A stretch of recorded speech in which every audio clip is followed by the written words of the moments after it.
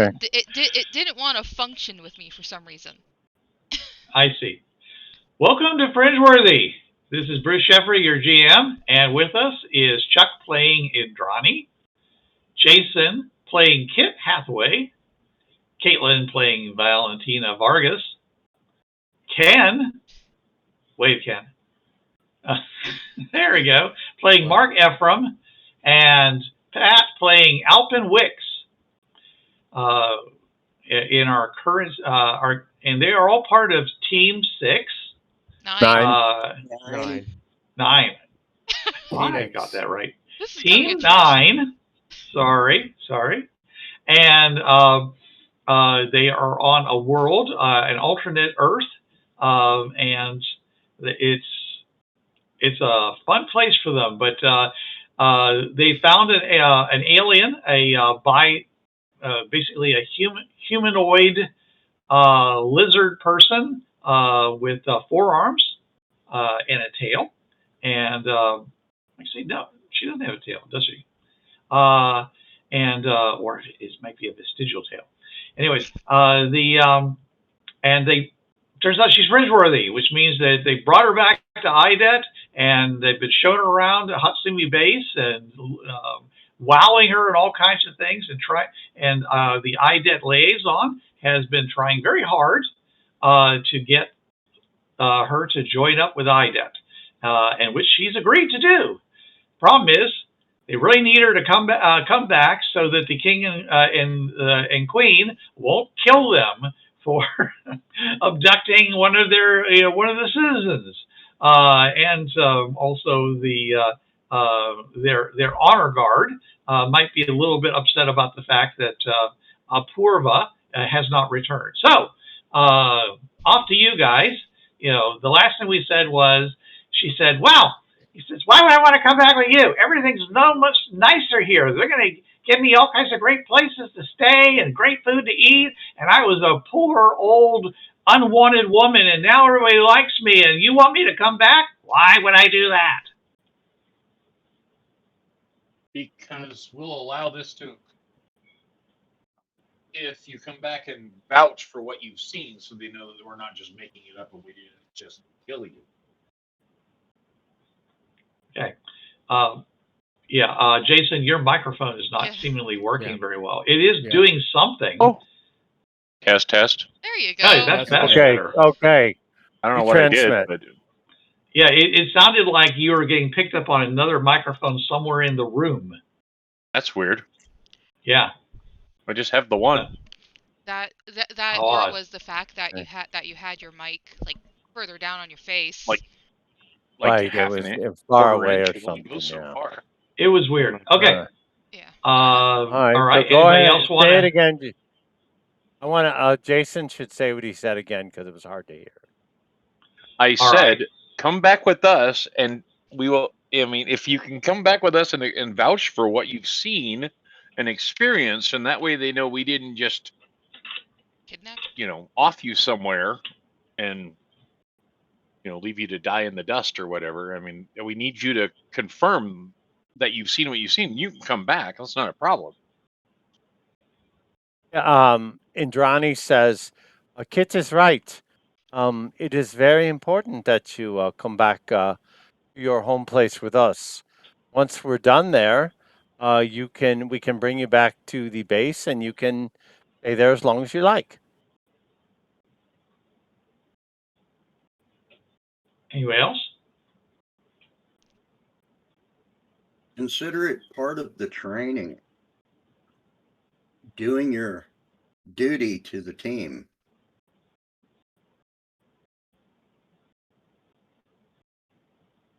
I kill you. Yeah. No. Yeah, you don't. We're not saying go back to your world and live on your world and forget all of this. You just need to come, long enough that you can explain what you saw, and what things are like, and confirm that what we're saying is right, and that our pictures are real pictures. Besides, we would absolutely love to have you come with us and share some stories that you know. And our Isn't that whole right? reason for All right. being here All right. is to We like So- hanging out with you. All right. Somebody give me a diplomacy or a persuasion check Persuasion. with a +4. Okay. Since Do you everybody want me to? participated. I have Persuasion. D6 + 4. Do you want me to roll it? Yes. Say who has the best one? I have a Oh D8. golly, I have this a is gonna be -1, nuts. so Damn. Oh, I'm gonna stop rolling. I've rolled 3 6s in a row. Nice. My dice are gonna be dead the rest of the night, basically. Oh no. Yeah, I rolled really, really high. She goes, "Oh, well, that's so convincing." She says, "Yes, of course I'll come back. Oh, I'm glad you explained it so clearly to me, because it really didn't seem like a good idea. I mean, our world is a little bit nasty, a little dangerous for an old woman like myself, Dangerous for a young woman like me too. He says, maybe I can get myself a young stud to be my husband before I leave. That would be nice. Being that I'm a celebrity and all. Yeah, that would be nice. I'm Good, gonna good. elbow Alpin. Just let her have this. just go with it. Let She Grandma have this. She looks over at Indrani and says, "I could probably find a nice boy for you too." I am very flattered.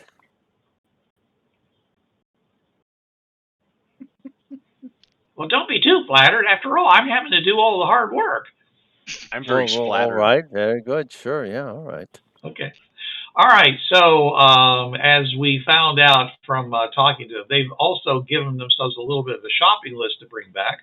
They're bringing back vitamins, solar panels to charge LED lights that are 13 by, the panels are 13 by 9 inches.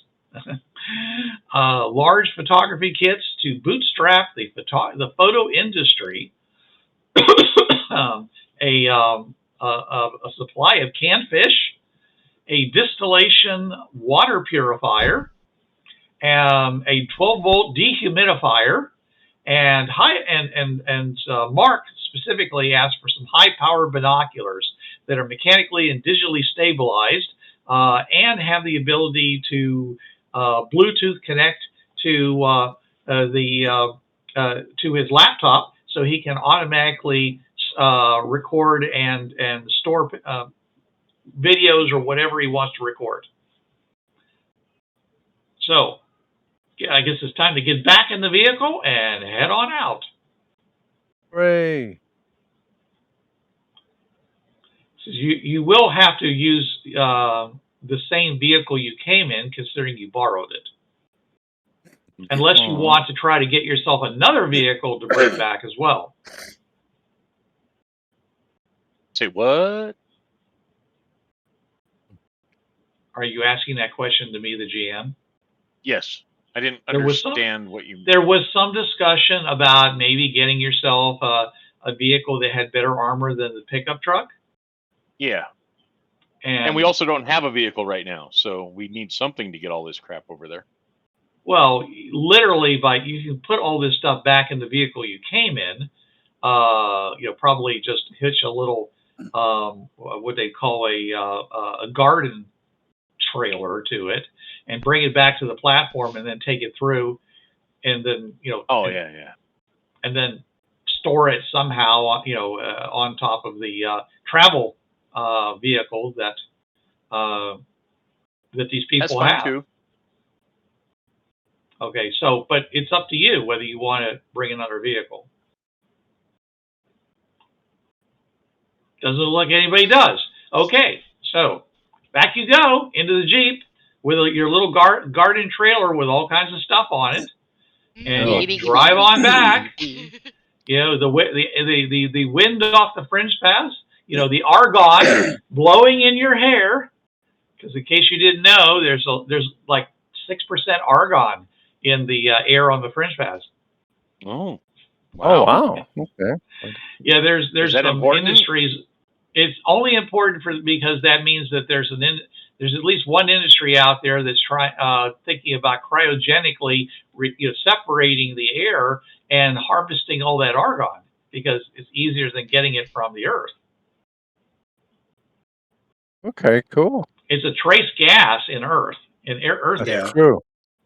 6% is not trace. At least I don't think so. Very useful. All right. So off you go, zoom, zoom, zoom, and you're down on the platform again. You left you went from Donut of Death Prime to Donut of Death Alternate. As they're out there working their darnest on all of those defenses, trying to make sure that if things ever go sour with the Fringe pirates, they'll be able to stand up to anything that they might throw at them. Right. So there you are. You're back on the platform. Hey. One of the Demixi comes, tipping up to you guys and says, "Hey, you're back." Yes. Yes. Good to see you again. Yeah. Did you bring me anything? Biscuit? Can Demixi have chocolate? I'm asking. I have no idea. It's never come up before. Let's make a luck roll. Alas, no, this particular Demixi cannot eat chocolate. Huh?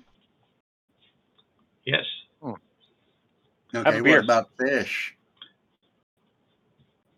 Fish. Oh, I love fish. Fish are great. Fish are especially when they're cold and wriggling.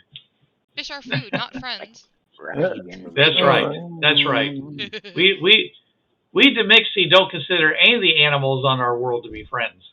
They're all prey. All right. Land or sardine. And it makes an absolute, horror of a smile at you guys because it's learned that you guys like that sort of thing, but it really looks terrible. Aw, cute. It's very feral. Indrani shivers. That's cute. Aries won't like it. Now, what's cute is the fact that it actually talks out of its spiracles. And so you hear this whispery voice coming out along its sides, basically like, its own surround sound.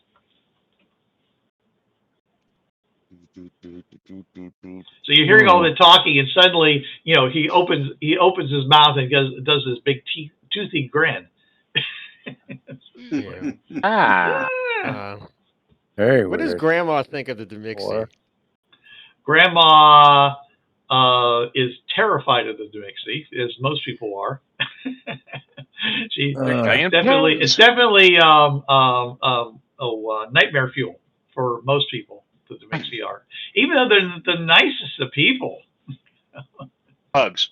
And it's so enthusiastic.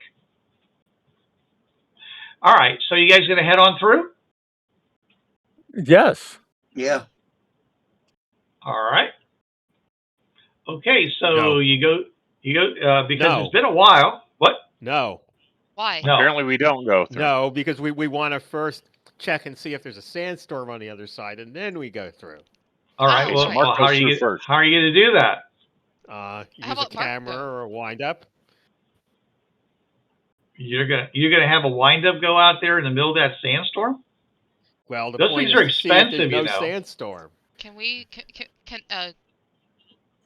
volunteer Mark as tribute? Okay. Okay. Alpin, you think that the sandstorm was powerful enough that a wind up would just be rolled away by it. So you might want to tell Mark about that. Wind up won't work. Blowing too hard. So? Oh, I know so. I was barely able to stand. Why no so? So you think we got to go through in suits and immediately come back? we. At least one person. I'll do it.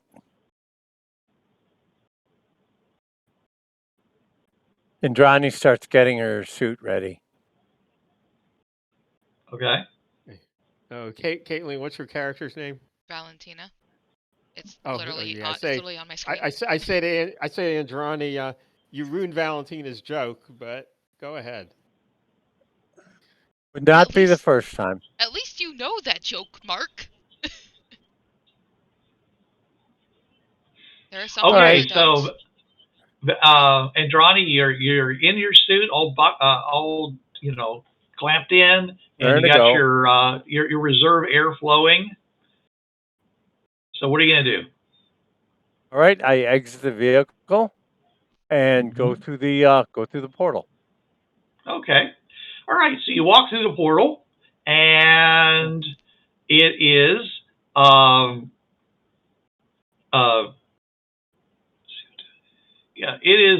late afternoon.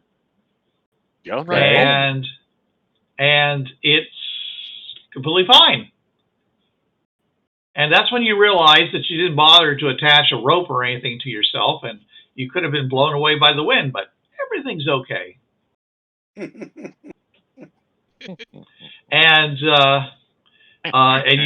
you see the proctor sitting on a little stool over, in the shade of the solar panels and all. Just basically sitting there, and he's looks like he's like half asleep. Might be just sitting back there, with his eyes lidded, and suddenly are you going to do anything to let him know you're there? He's immobile currently. He's sitting on a stool, leaning him back against the vehicle with his eyes shut. All right. I trundle over to him and grab his foot and shake it around. Oh, okay. Well, that's interesting. All right. That's what they taught us in the training. All right. He as you grab his foot, he opens his eyes. Are you going to shake it around anyways? Sure. Okay. He wears a kind of a leatherish boot. They're not hard boots; they're soft boots. You can feel his hard nails inside of his foot claws. And he looks up and he says, "Oh, finally, you're back." Yes, we are. He says, "Where's the rest of you? Or did they just send you back by yourself?" No, the rest of us are back on the vehicle. I came through to check to see if the sandstorm was still going. What vehicle? Oh yeah, you can't see it. It's on the other side of the warp. Okay. Well, if we're gonna get started on the way back,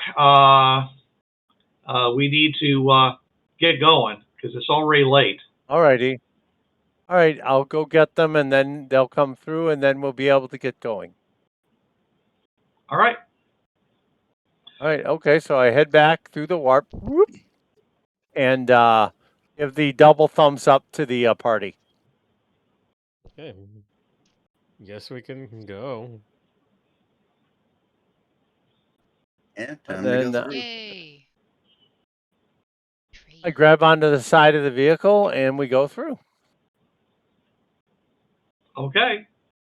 So you're basically stealing one of the vehicles off the platform. Yeah, we'll bring it back. Someday. Eventually. Yeah. All right. So you drive on through with your little garden trailer. Yay. And Aporva says, "Hey, Proctor, I'm back. I'm back." And he looks over and he says, "Grandma," he says, you look very good." He says, "Have you been eating?" She says, as much as I possibly could.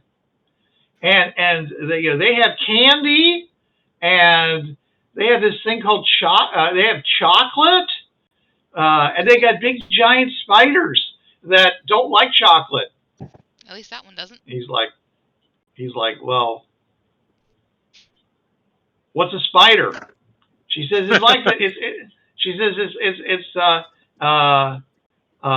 like the Invisibugs, except they only have they have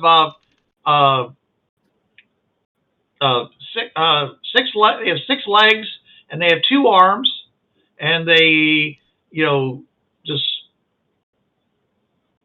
and they breathe out of holes in their bodies. He says everybody breathes out of holes in their bodies. I mean, it's around the lower part of their bodies.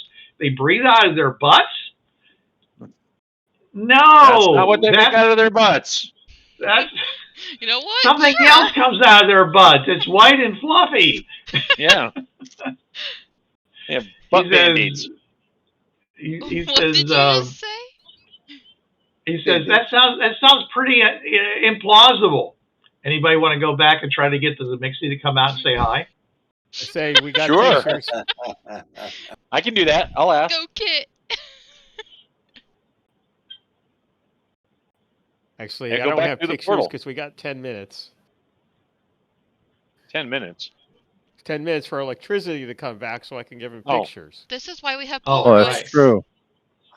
That's right. That's why somebody has Polaroids. Polaroid. I like my Polaroid cameras, okay?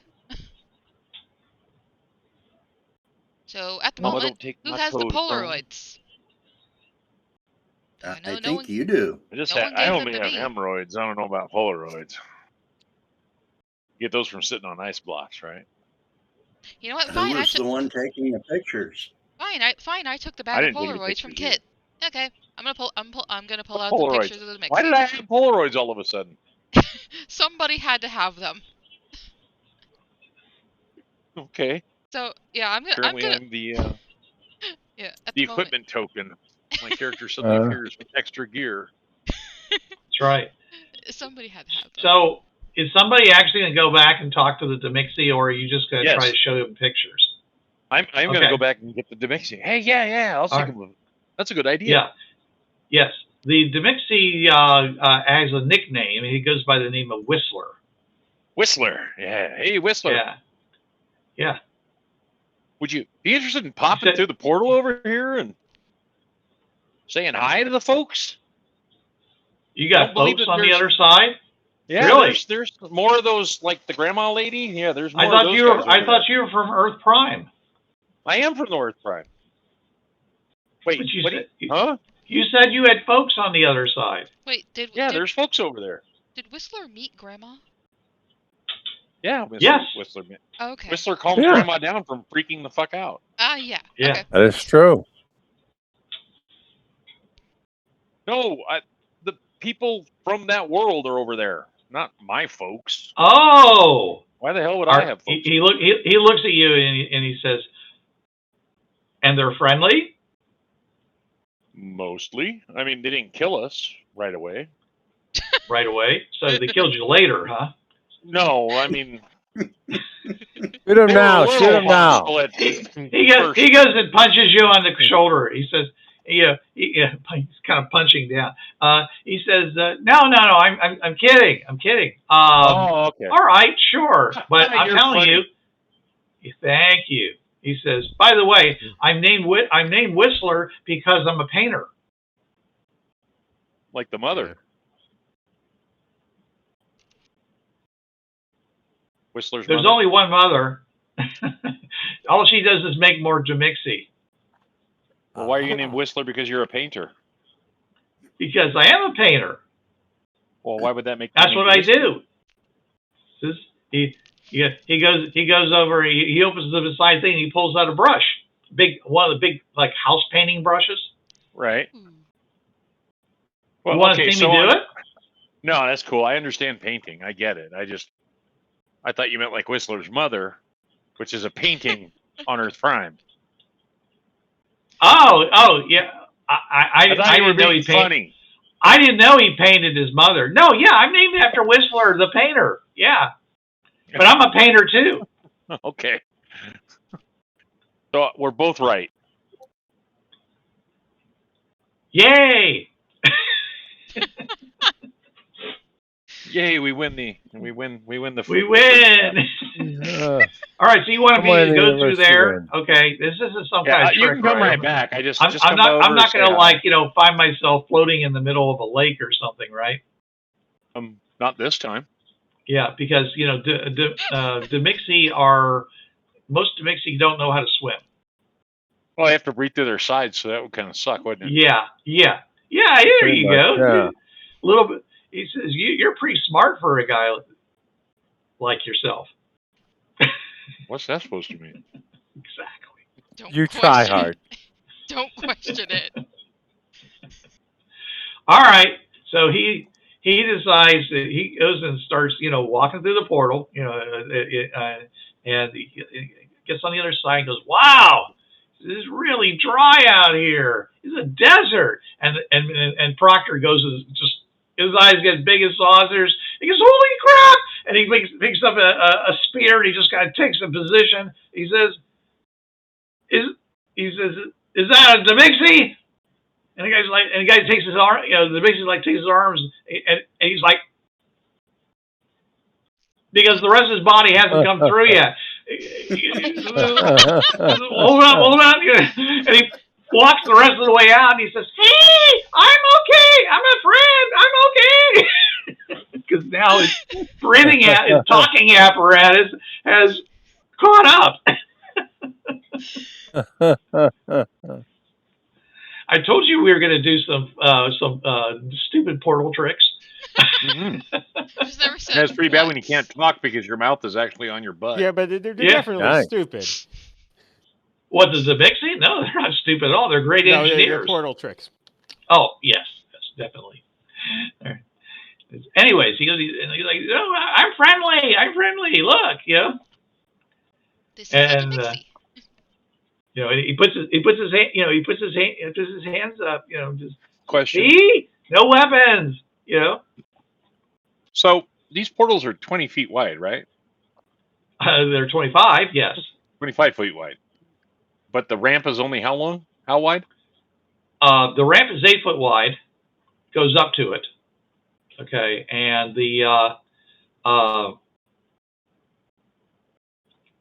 so yes, they're like a big portal for such a small ramp.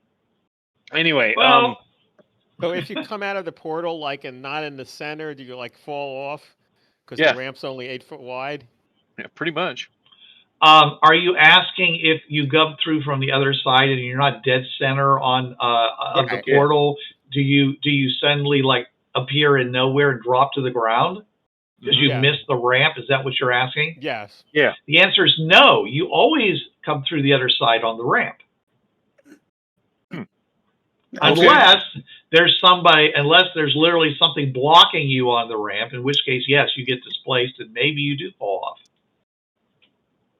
So we can both walk through at the same time. So it's not like he went through on his own. And bless you. Yeah, you guys might get jumbled up pretty much coming through the other side if you go separated from each other. Again, more stupid portal tricks. People have found that it's a good idea to just travel, not to do 3 abreast when you come through the portal. Okay. People tend to get tripped up on themselves when they come through the other side.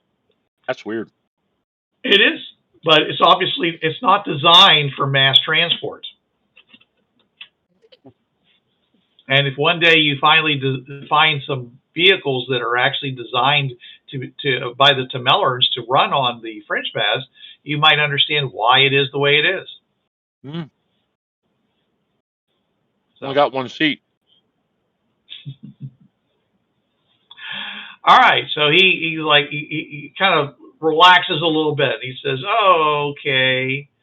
Are there more of you?" He says, "Oh, yes, there's millions of us, millions." But we don't live here. Yeah, his voice is high and whispery, so I don't know how to do that without you guys not being able to hear me. So I'm talking like Mickey Mouse instead. There you go. All right.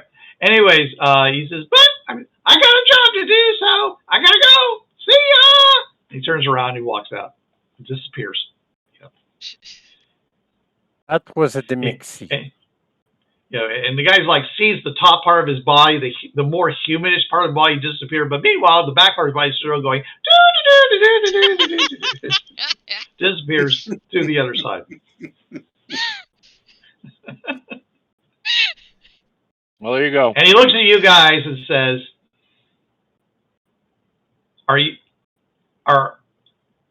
He's speechless. Are all the yes, he is. Are all the people who are not like you like that? No. What, insane? There are other people that are not like us that are like that. Yep. We got Tazeel. We've got Slarg. We got the Slarg. Hey, Slarg. Not counting Slargs. Hey, we gotta count We got the Slarg. Tazeels, Blizniz. Oh, they're fun. We got all sorts of other species that are not like us. Huh. Well, The Weegax. What? actually, no, you guys don't know what a Kigak is yet. I thought we did. I don't know No. what that is. Kigak, the little birds.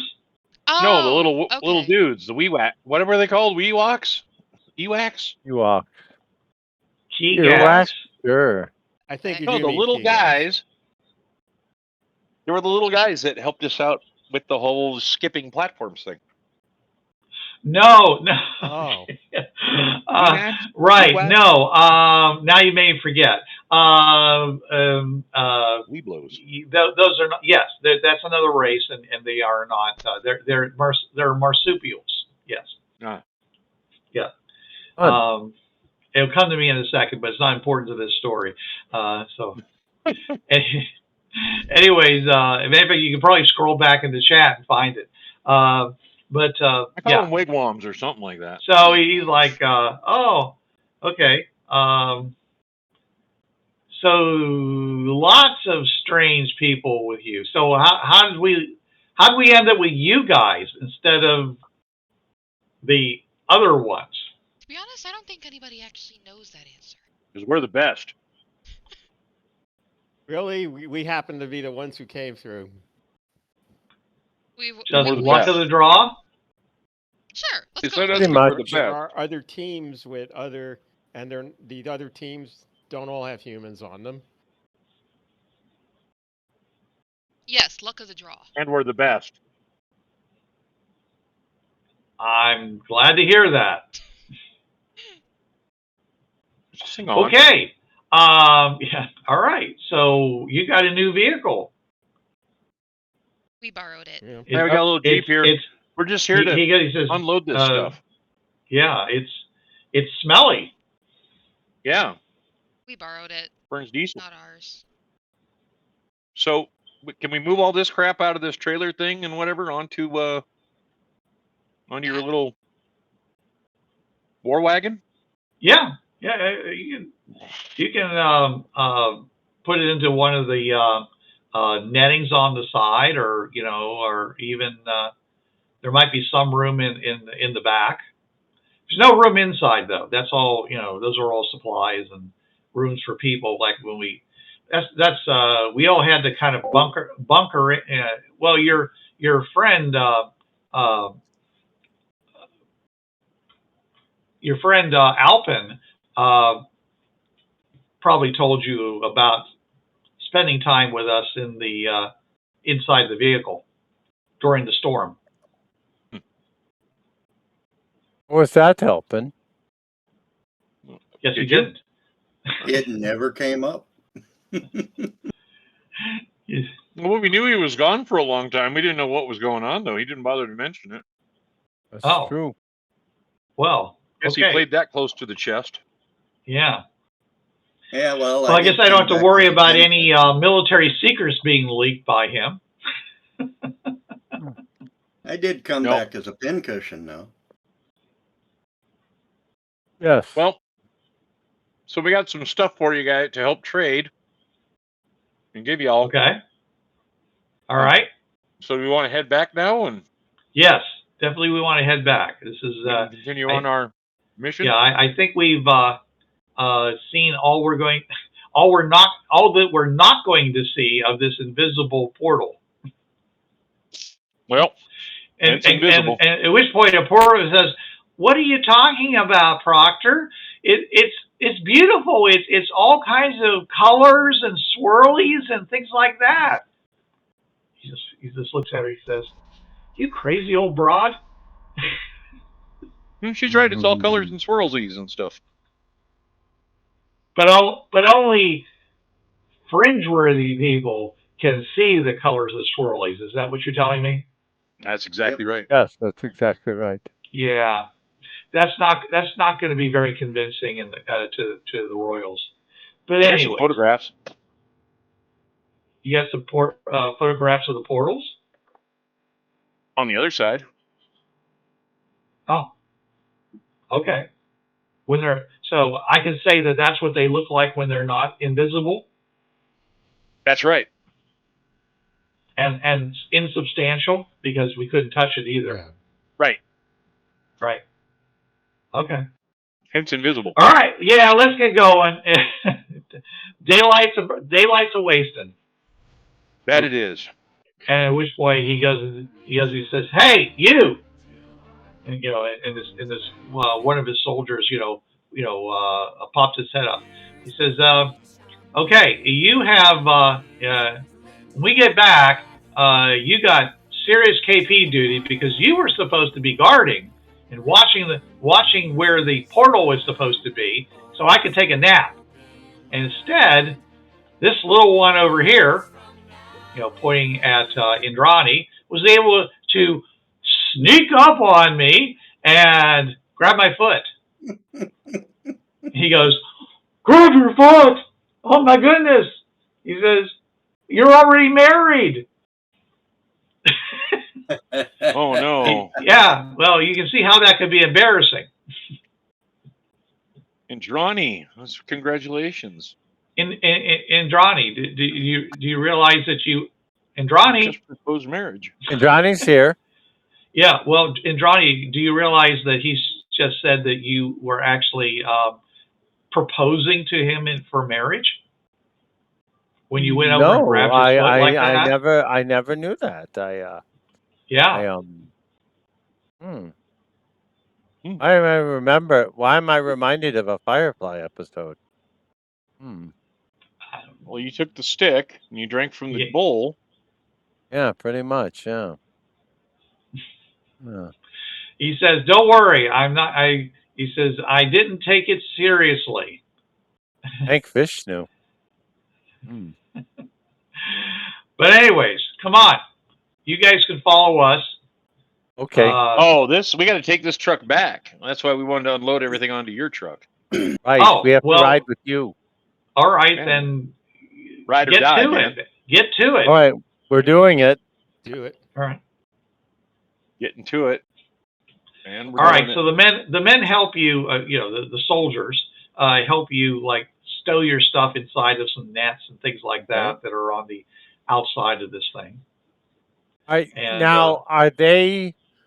When we for instance, Indrani's got our stuff in one of those big plastic tubs. Does that concern them? Do they recognize it? Do they say anything about it? A big plastic tub? Yeah, like you get for storing things. Pat, you know what I'm talking about, right? No. Big plastic tub? The plastic bins. Yeah. With the snap-on lids? Yeah. Yeah. Snap-on lid. Okay. Johnny's got all her photography supplies in there. All right. Well, they don't think much of it other than it's just one more weird thing from you guys. Okay. Yeah. One weird thing at a time. Yeah. Anyway, so they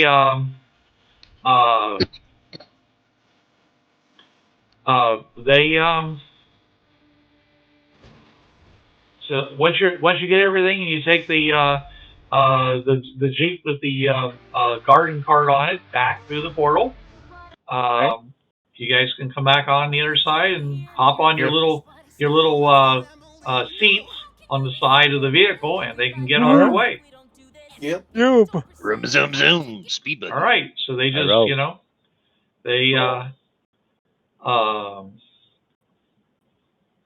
they go and turn the vehicle around and start Okay. rolling away back up the path, back toward the back toward the city of light. Bruce, how many hours from the city are we? When I last looked, it was, as you recall, it's over a day. Okay, so then I'll have a chance to use these binoculars on the sky before we get there. You certainly can. Okay. All right. I'll do so, assuming I get a chance. Well, what are you planning on using them in the daytime, or are you trying to use them at the nighttime? Well, I'll try. I'll see what I can see in the daytime. Obviously, I'll be really careful not pointing them anywhere near the sun. But if there are actually things in the sky that are like substantial size, it might be possible that we can see them in the daytime using binoculars. Okay. So you're going to try to do that? Yeah. Okay. All right. Give me a nose check. Okay.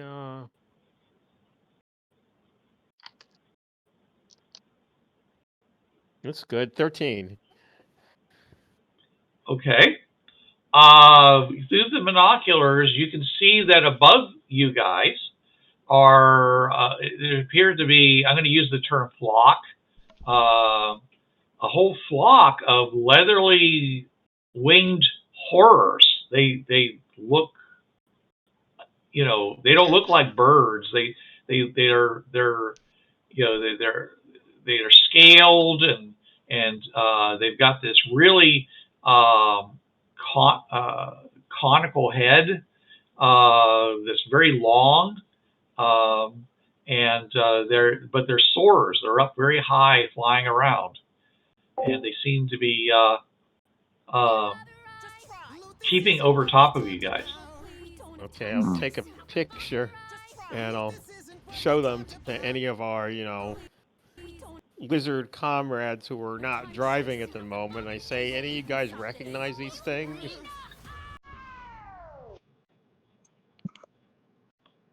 Oh,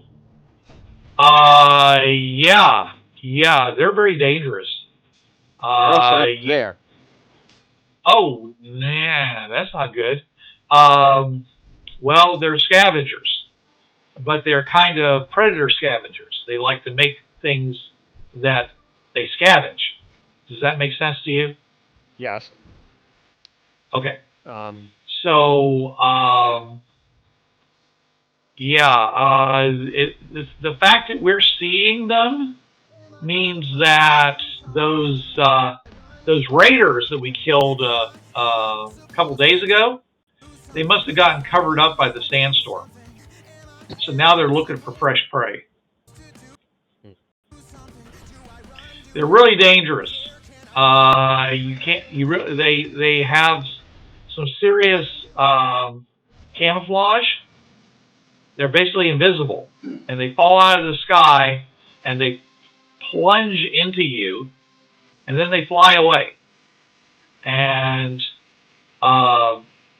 if you survive, if you die, then of course they're going to feed on you later. And if you survive, then another one may finish the job. How many did you see up there? How many did I see?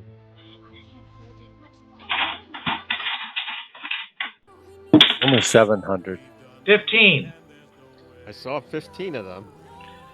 Ooh, that's a serious hunting pack. They really shouldn't be over here. They should be over further east by the hot springs. We've got whole herds of animals over there that they would normally be feeding on. Is that the direction that I saw them in? No, you saw them straight up. No. They say, well, they're watching us. Yeah. Are they just animals, or are they intelligent? They're animals. They're predator scavengers. So if they're intelligent, if you're like waiting for something. Yeah, they're waiting for an opportunity. No. I don't know why they didn't attack us while we were doing the stuff here, but maybe you know, we can only hope that they're scared off from the outre nature of our stuff. Maybe but they always stay up like that, but since you don't have binoculars, it's hard to see them most of the time. Well, yeah, but it doesn't matter if they're up there if they don't come and attack us. So my question to you is that do you have some kind of sonic weapon you can use? I have no such thing. What? I look to the others. We have What do you mean concussion sonic? grenade, but a loud noise making weapon, because usually we just if they were to attack us, we would fire off the cannons, and that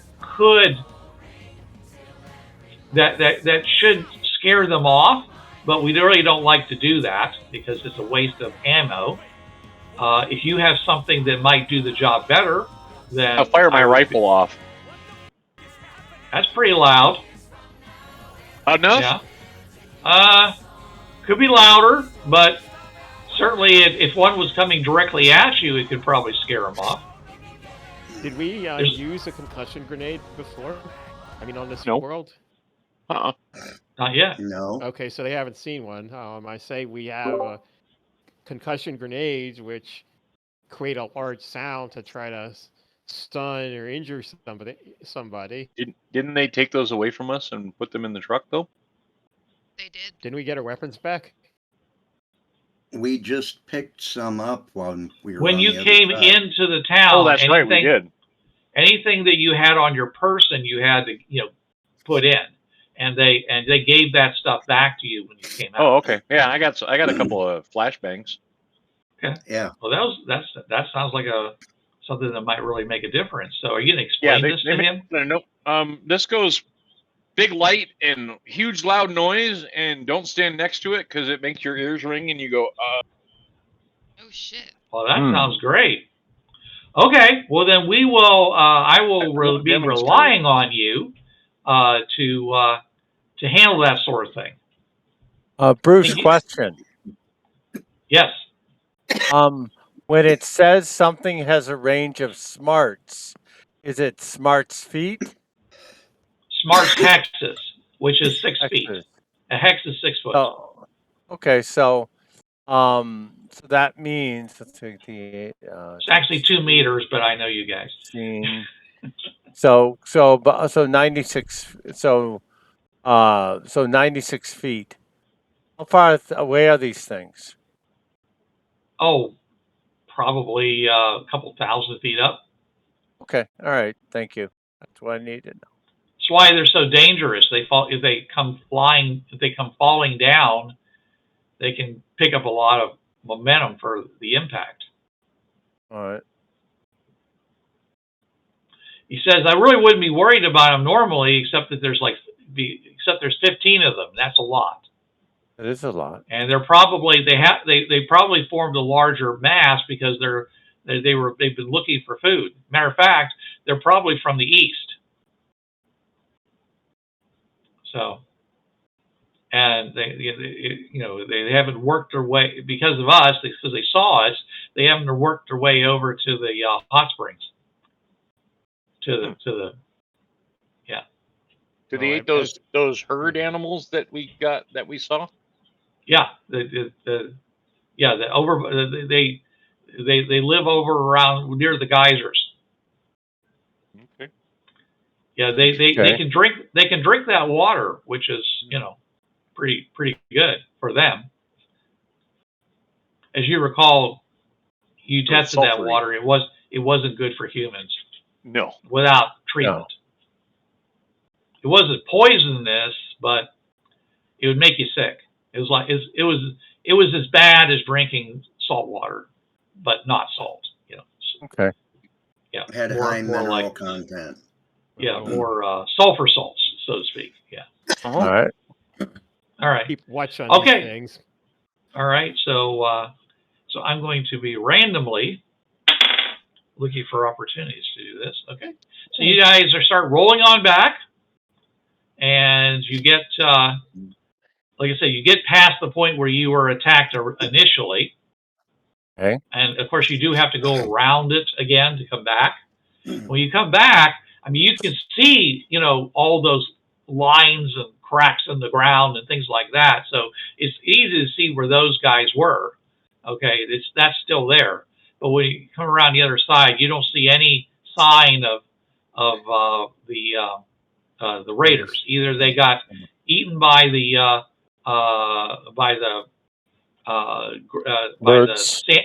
sand grinders, or they got eaten, or they got eaten by the birds. But most likely they got eaten by the sand grinders.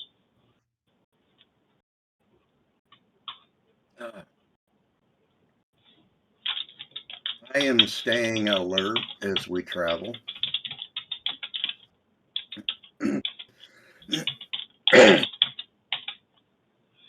All right. So like I said, you head on. You're about maybe 3/4 of the way back to the town. You could attempt to press on through the night.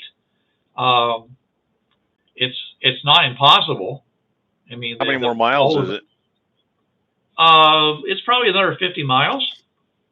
If it's night, I'm going to use the binoculars for what I originally intended them for and look at the stuff in the sky. Okay. So I asked Mark, are you asking? I mean, we're having the proctor is having a discussion with the group, saying is that we can, if we press forward, we can probably get back. I've been basically running pretty fast. You guys have noticed that it's bouncing around a lot the whole trip. Sure. Because I want to get you, since we've been able to complete our mission. I wanted to get back as quickly as possible. But so another couple hours, we can actually be back to town. The gates, of course, will be closed, but they'll open them for me. Obviously. We have enough battery power to get us there. So you want to press forward, or you guys? Because you guys, good, by the way, I need you guys all to give me a vigor check. Okay. 4. 2. Okay. Vigor. 9. 13. Did you say something, Valentina? 13. 13. Okay, and then Kit. 14. Okay, so apparently Indrani really feeling the worst for this trip, and she feels like she doesn't have it in her to keep going for another 2 hours. Like really? So sleep. Bruce, are we riding like on the outside of a vehicle or in the vehicle? Yes, you're riding on the outside of the vehicle, and it's and even though you're on a road that has been used a lot over the centuries, it's still it's got rocks on it, and it's and you've been kind of bouncing over it, and I'm just saying you're pretty sore. You're physically sore from the riding. I cannot take any more. Let us rest. Here, try this. What? It's a little pill. Try it.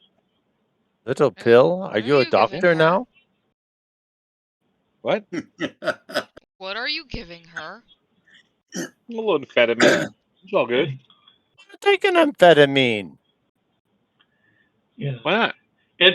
Don't worry, Valentina. It's just a Cosby cocktail. I took one 4 hours ago. They're fine. Take two. They're fun. My luck, you'll make a mistake and it'll be a roofie. Nope, not a roofie. Trust me. I'm not sleeping. Well, I don't want to go anymore. We're 2 hours away. You want to sleep out in the wilderness because we're 2 hours away.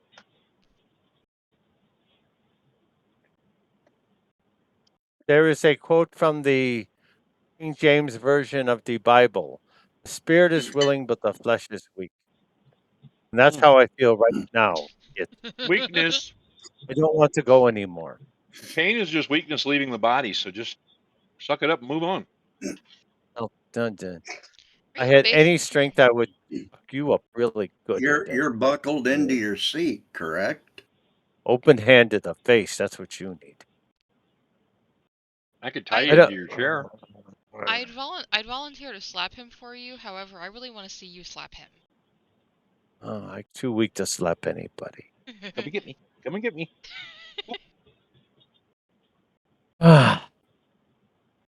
Since I'm strapped, Bruce, since I'm strapped in my seat, I probably can be overruled by the rest of the party. So it's not like you can't get out of your seat. You can do whatever you want. Yeah. Okay. Well, maybe we can just. All right. It's not going to kill you to ride 2 hours. I mean, other things have happened. Just think, you'll be able to sleep in a nice, comfy bed in 2 hours. Did you? You are sleeping in the slave quarters. Oh, yeah. No, you sleep. Won't kill. Sand in your clothes. Brooklyn. Yeah, you don't want sand up there. That's bad. Indrani gives up. She doesn't want to argue anymore. Okay. Indrani is exhausted, and each of your characters has one level of exhaustion. I mean, so she's totally exhausted, which means that she will be incapable of doing anything helpful. And you guys are all going to be at a -1 due to the fact you're very sore and tired from this trip. What does Proctor say? He feels great. He says, I wouldn't have suggested if I and my men couldn't make the trip. What about Grandma? Yeah. Grandma! Oh my goodness! Grandma? I didn't even roll for Grandma. Died. She died 5 miles ago. Let's stop, please.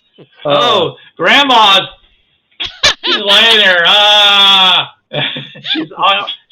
She's unconscious. I feel you guys were supposed to be paying attention to her, and you weren't. Oh, I was in the front. She's Grandma. He goes and says, "Well," he looks at her. He says, "Well, she's old. She had a good life." No, she's okay. What? Hopefully, she's the only fringeworthy person we found here. Yeah, I know. Well, I'm sorry. Have you people never slept on a bus or a train? Many times. I have. Subway car in fucking New York City. I mean, they're not exactly. Yeah, she's not very spry. He says she's not looking so good, and I think she's not feeling so good either. Fine, we'll stop. Make everybody happy. Oh, I like to a wonderful concern. I think that a Porva dying before we get back would probably be, the Royals would be. Absolutely. Yeah. It would be against your hope of what you're trying to do. I have no hope. They would think we had killed. All right. Anyway, so he goes over and he releases her from his seat, and she just kind of folds over him, like a broken twig, and he just takes her and he lays her down, and he pulls her, her rags around. Oh, by the way, she's gotten some nicer clothes. He's like very impressed with her clothes. She went out and she basically replaced her rags with some Gore-Tex fabric and some other things like that. And she actually has, she's got some crazy stuff on it. She's got a big bag of stuff that's it's still up there with her chair. Supplies. He says, I think she seems to be dehydrated. Okay, let's get her some water and let's get her. Says, you go get some, make some broth, get that into her. So they go over and the one who's acting as the cook starts, cooking up a meal. Again, you're under these like wings of the solar panels underneath it. Mm-hmm. So okay. While you're under there, if there are any things that are up there flying around, it's a little harder for them to basically make a beeline at you or whatever. So, but they're not, like I said, it was, the big problem was that, when at the one time he backed up so much, it actually overbalanced it. And it was kind of like, so, it's, about, let's see here. I would say they're about 20 feet up off the ground, these wing type of solar panels. Okay. Sure. And they're shaped in a curve so that they can catch the light, so there's like one side of it can like pick up more direct sunlight and such. Anyways, obviously they put a lot of thought into this design, so it works well for them. All right. So anyways, they go over and they start, putting broth into her mouth, and she chokes a little bit on it, but she kind of wakes up. She says, let an old lady die. And he says, no. He says, you drink the broth. This is good stuff. And she's like, it tastes pretty good, but have you ever had, he says, have you ever had a zinger? Zingers are amazing. Zingers. I will not disagree. And they come in different flavors and different colors. He's like, no, Grandma, I haven't had a zinger. Sounds wonderful. Did you bring any back with you? Oh, yes, I did. Well, then maybe you can give me one later. Okay. Who gave Grandma a zinger? Not me. I did. She got it at the commissary, Oh, yeah. Okay.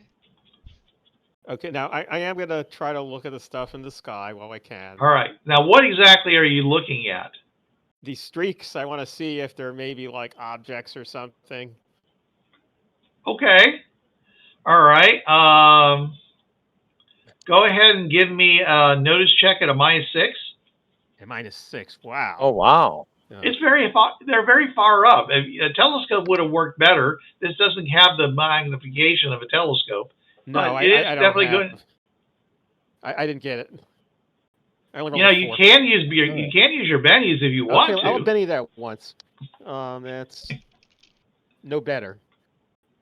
All right. I mean, okay. It's better, but yeah, you're not sure what they are, but they do seem to be individual.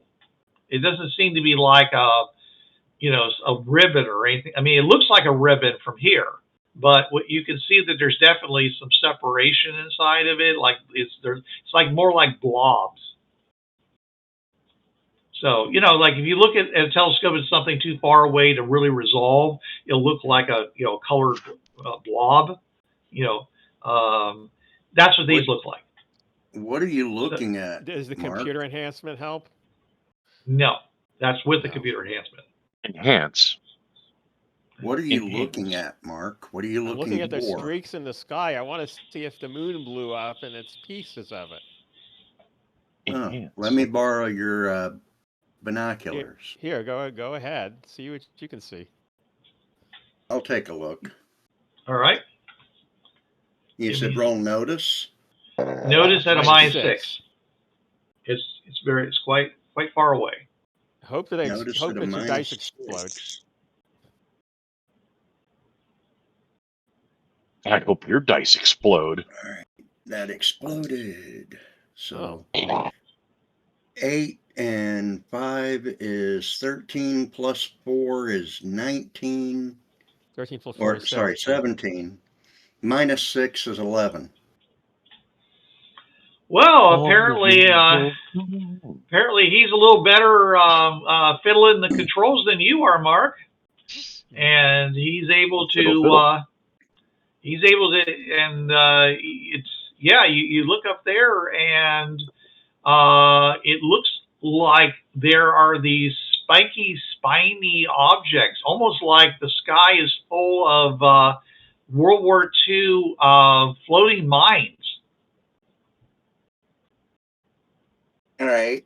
I'll use the binoculars to catch stills of them. Okay. You still can't see them really clearly, but now you can see that they're not just blobs; they're actually like spiky blobs. And I'll say, "Is this what you're looking for?" They don't look like pieces of a moon. They kind of look like mines.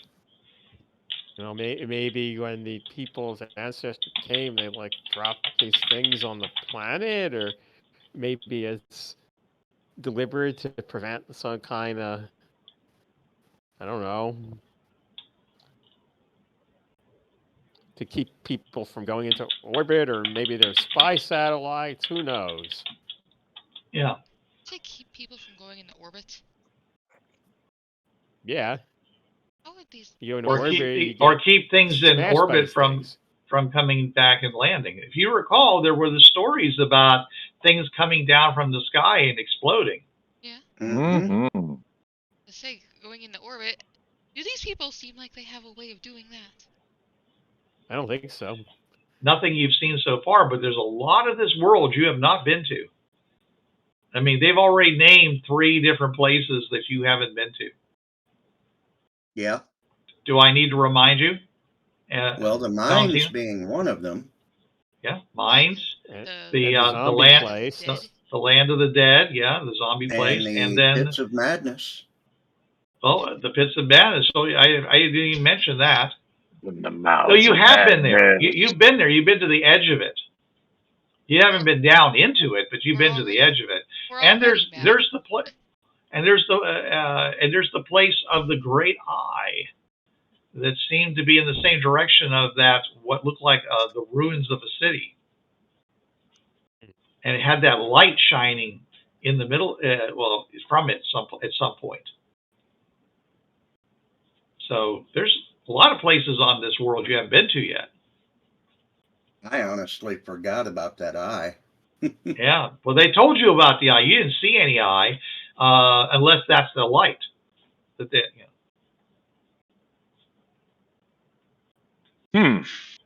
Is that a light? Yeah. You guys saw that on your camera feed from the from your balloon before it floated too far east for you to maintain communication. Forgot about the balloon. Yep. So many things have happened. See? Yeah. All right. So, okay. Is that all you're looking for, Ken? I should say, Ken? I'm going to also Mark? look for signs of the, creatures that were the leathery winged creatures.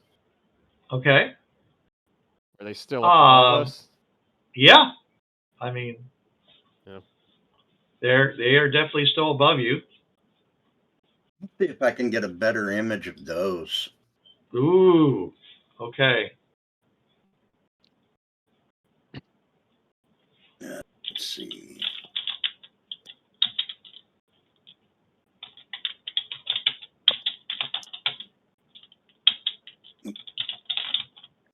$12, $16, $20 minus 6 is 14. I don't think you need a -6 for these guys. Yeah, well, just in case.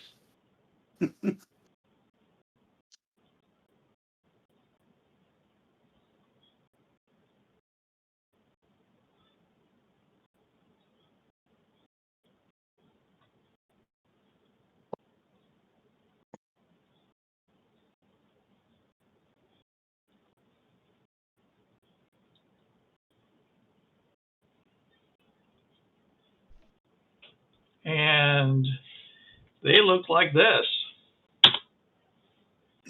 I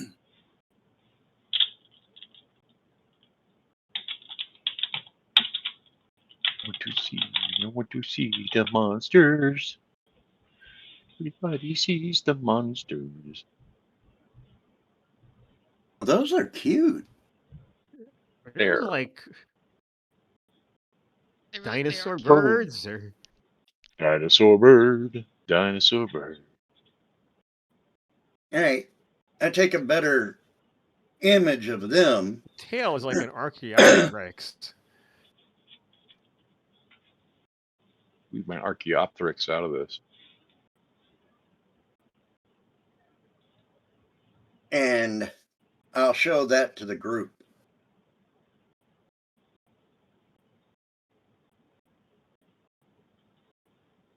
That is what's up there. That's a cute pet you got there, Bishop. No, Those Dr. remind Bishop. me a lot of. Those remind me of an very early bird. Archaeopteryx. Yes. Yeah. If you do, you're gonna clean it up. It's like an obstetrix. Yeah, only with better pronunciation. Yeah. Archaeopteryx. Yeah, what he said. Dinosaur bird. Yes, the first true They're bird. actually not considered dinosaurs, but Learned about it in my high school archaeology class. Definitely doesn't look like a dragon to me. I learned about it right here. Oh, all right. Yes, it has teeth. Just a second ago. it does have teeth. It does? Yes. Yes. Hmm. I remember correctly. It's one bad bird. It doesn't fly so well. I'll bring up a fossil of it and I'll say, these are the fossils.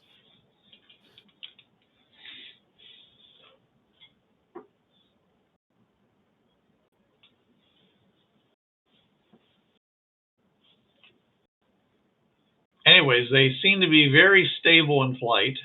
They're just soaring around. Do they happen to get close to any of those blobs in the air?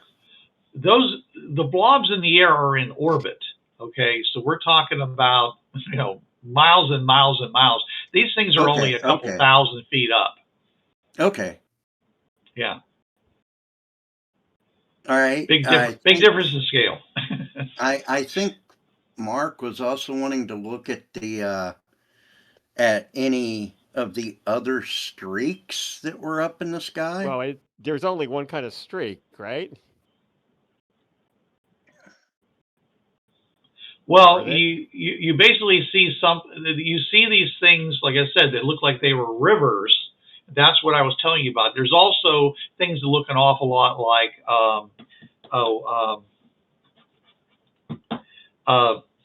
the light, the normal lights in the sky that we have. The aurora borealis. The aurora borealis kind of thing. So we have that also mixed in there. So looking at that, does that look normal? Maybe. You don't. I mean, the aurora borealis can have many different colors. It's not just one color. All the colors of perceivable rainbow. Yeah. So I'm just saying. It probably varies by season and such, depending upon. So we're near the North Magnetic Pole, or there's just a lot of magnetic stuff in the air. There's a lot of metal in the air. We've radiation, a lot of Yeah, well, there's definitely a magnetic north in this world. So at least there's a Van Allen belt out there somewhere, probably. Yes. So, and and without the moon, maybe you're picking up more particles from the sun or something else. Who knows? Because you don't see a moon. Even with your new binoculars, you don't see a moon up there. Do I see stars? You can't see through the aurora borealis. No. All right. Do I see stars in other directions, or is the entire sky blocked off? The entire sky is blocked off. Okay. Maybe if you went to one of the poles, you'd be able to see stars. But where you are now, you're not seeing it. You're just seeing this weird swirly sky with these weird spiky things that look like rivers of them, flying overhead. Does it seem like the ionosphere might be on fire? What would that mean? Well, it would definitely block out the stars and any celestial bodies. But when you say on fire, the ionosphere, I mean, those are just highly charged particles in the ionosphere. I mean, there isn't enough oxygen up there to have. Well, not really on fire, but more agitated. I mean, probably a lot of ozone. Sure, yeah. The ionosphere being agitated, which could be causing this aurora effect. Yeah, it's possible. Which that would explain not being able to see a moon or the stars. Right. Well, there's, I mean, when you see a really strong on Earth, when you see a really strong aurora, you really can't see the stars through it either. Right. So, and with all these, like I say, these rivers or whatever of spiky things that you now know are up there, they're also blocking off, and they could also be contributing to the aurora. Maybe they're producing the aurora. Who knows? It could be reflecting light too. Could be. Yeah.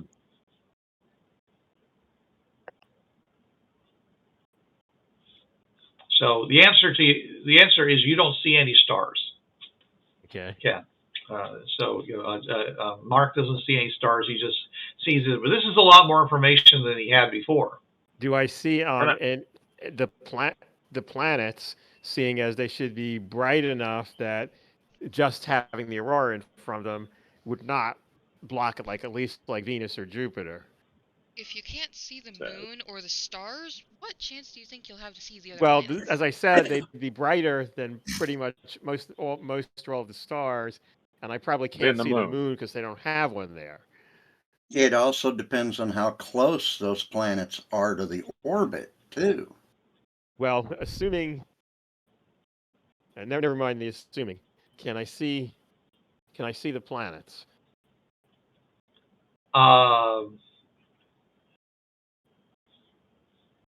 Or can I see the bright planets? Put it that way. I'm going to say no. Okay, just because. I was going to say isolating a dot of light in a light storm would be difficult to do, I think. Yeah. And a little counterproductive. No, just. I mean, Venus is bright enough you can see it in the daytime if you know where to look for it.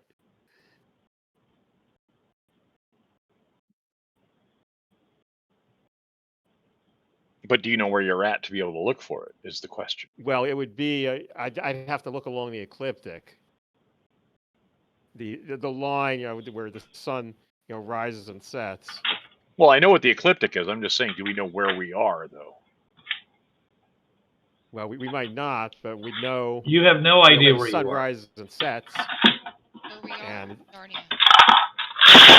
We're roughly in India. I just said Narnia. Narnia. We're in Narnia. We're in Narnia, man. Might as well. All right. Really, didn't know the Fringe Path had the portal in Narnia. We found it. It's really dry in Narnia. Man, a lot drier than I expected. Now, Bruce, what did they call the bird things in their language? In their language, they called them piercers. Piercers, okay. Mm-hmm.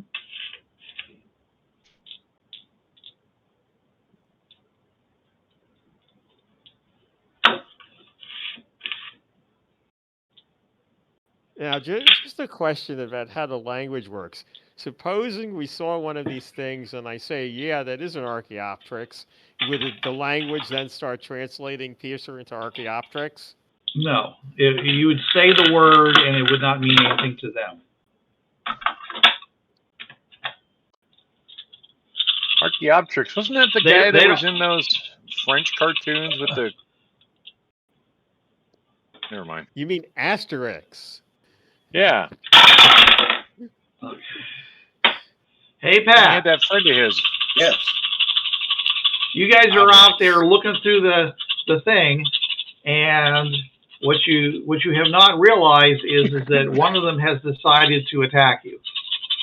Okay. Ah, one of the things has. When that happened. Boy, a Years. big attack, all those dice. Yeah. Okay, I'm going to play a card. Go right ahead. Okay. Say or do something that might give your foes cause. All foes within 30 meters of you lose their next action. So as this thing gets close, I just happen to notice it, and I toss out a flashbang grenade, and it stuns the thing, and it loses its next action, and we all see it's there. Okay, well, this will be after they attack you because you didn't see it coming. Well, I'm playing the card specifically to change things so it's like that. What does the card say again? It says, say or do something that might give your foes pause. All foes within 30 meters of you lose their next action. Their next action. Yeah. It has initiative. So there's someone else has another card, by the way, which allows you to go back in time one round and do something different. So let's do this first. Okay, that's 18. I do not see 20, this card. 22. Let's see here. I thought so. 8.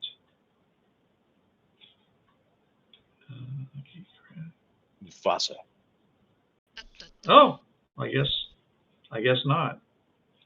I thought there it is right oh, there. that was, I think I mistook the one that said wait. Yeah, that's the one I was using. Okay. Yeah. Wait, Okay. Don't tell me. All right. All right, so that's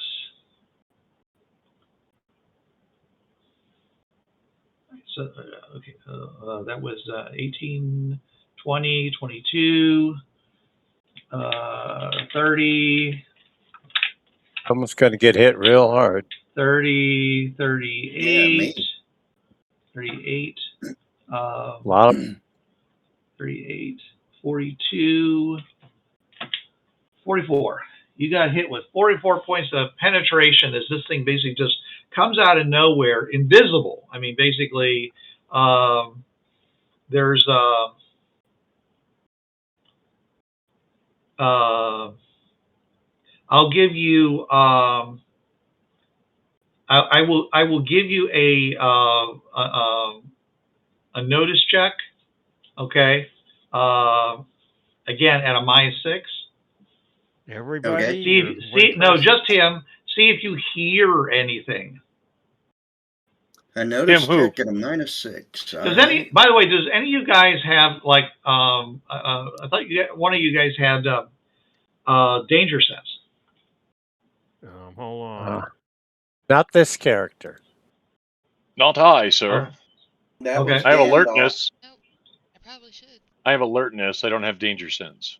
Okay. I got distraction. should. All right. So Pat, I'm sorry, Alpin, go ahead and give me your notice check. All right.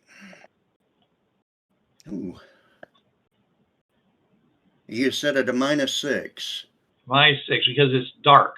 It's now nighttime. Okay, that would be a 13 after the -6. Wow. Nice. You you see some in the darkness. okay, apparently you see some kind of twinkling because it's like reflecting the sky. You're seeing some kind of aberration, spherical aberration or something like that, as this thing is hurtling towards you. So I will give you an opportunity to make some kind of reaction. Okay. How does dodge work in this thing? Dodge, if you have dodge, it'll be a minus off of my to hit roll. Okay, no, I don't. That was on Okay. Gandalf. Okay. All right. So are you going to do any kind of reaction otherwise? Shit. I'll yell incoming. That's pretty much the only thing I can do. Incoming. Okay. And All right. try and Suddenly, roll with it. something about 9 foot long plunges into, suddenly hits you, plunges into your body, dealing 44 points of damage, minus your armor, which Okay, is I am wearing the level 4 hard armor. okay. And what would that be? I think it's +4 to toughness, Pat. Yeah. No, it's more so than that that. would be, what's that? It's at It +8. would be higher than, yeah. +8. +8. Okay, so that would be a 14 toughness for me. Okay, so that brings us down to 30 points. Okay, so you're definitely going to be hitting the -3. Yep. How much what you can is soak? What's that? See how much you can soak, I guess. Yeah. All right. How do I soak? You roll. Vigor check. You spend a Benny, and you roll against your vigor. All right.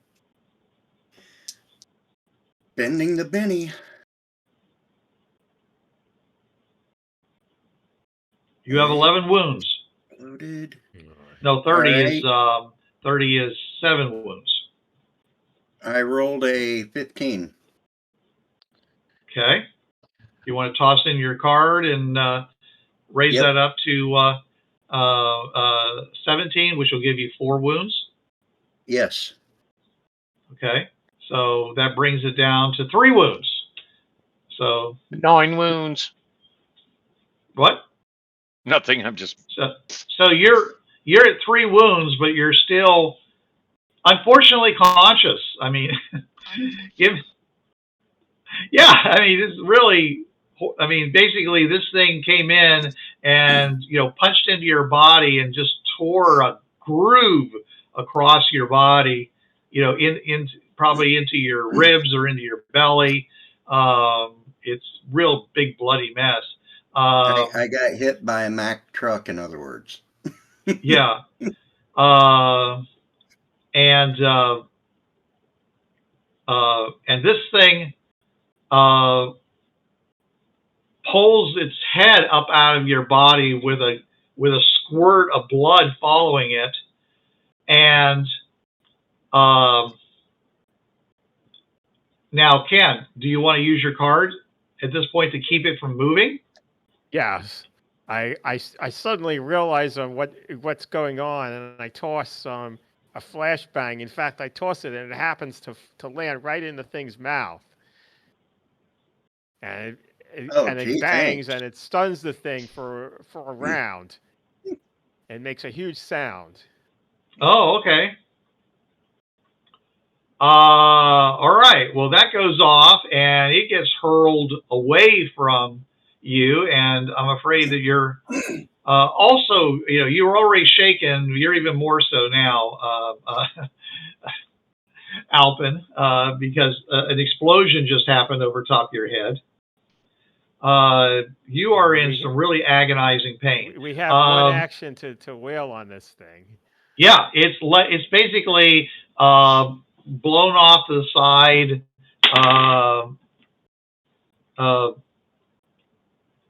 about 9 feet, and it's just laying there, flopping about. Do I need to give cards to you guys? Currently, right now, it's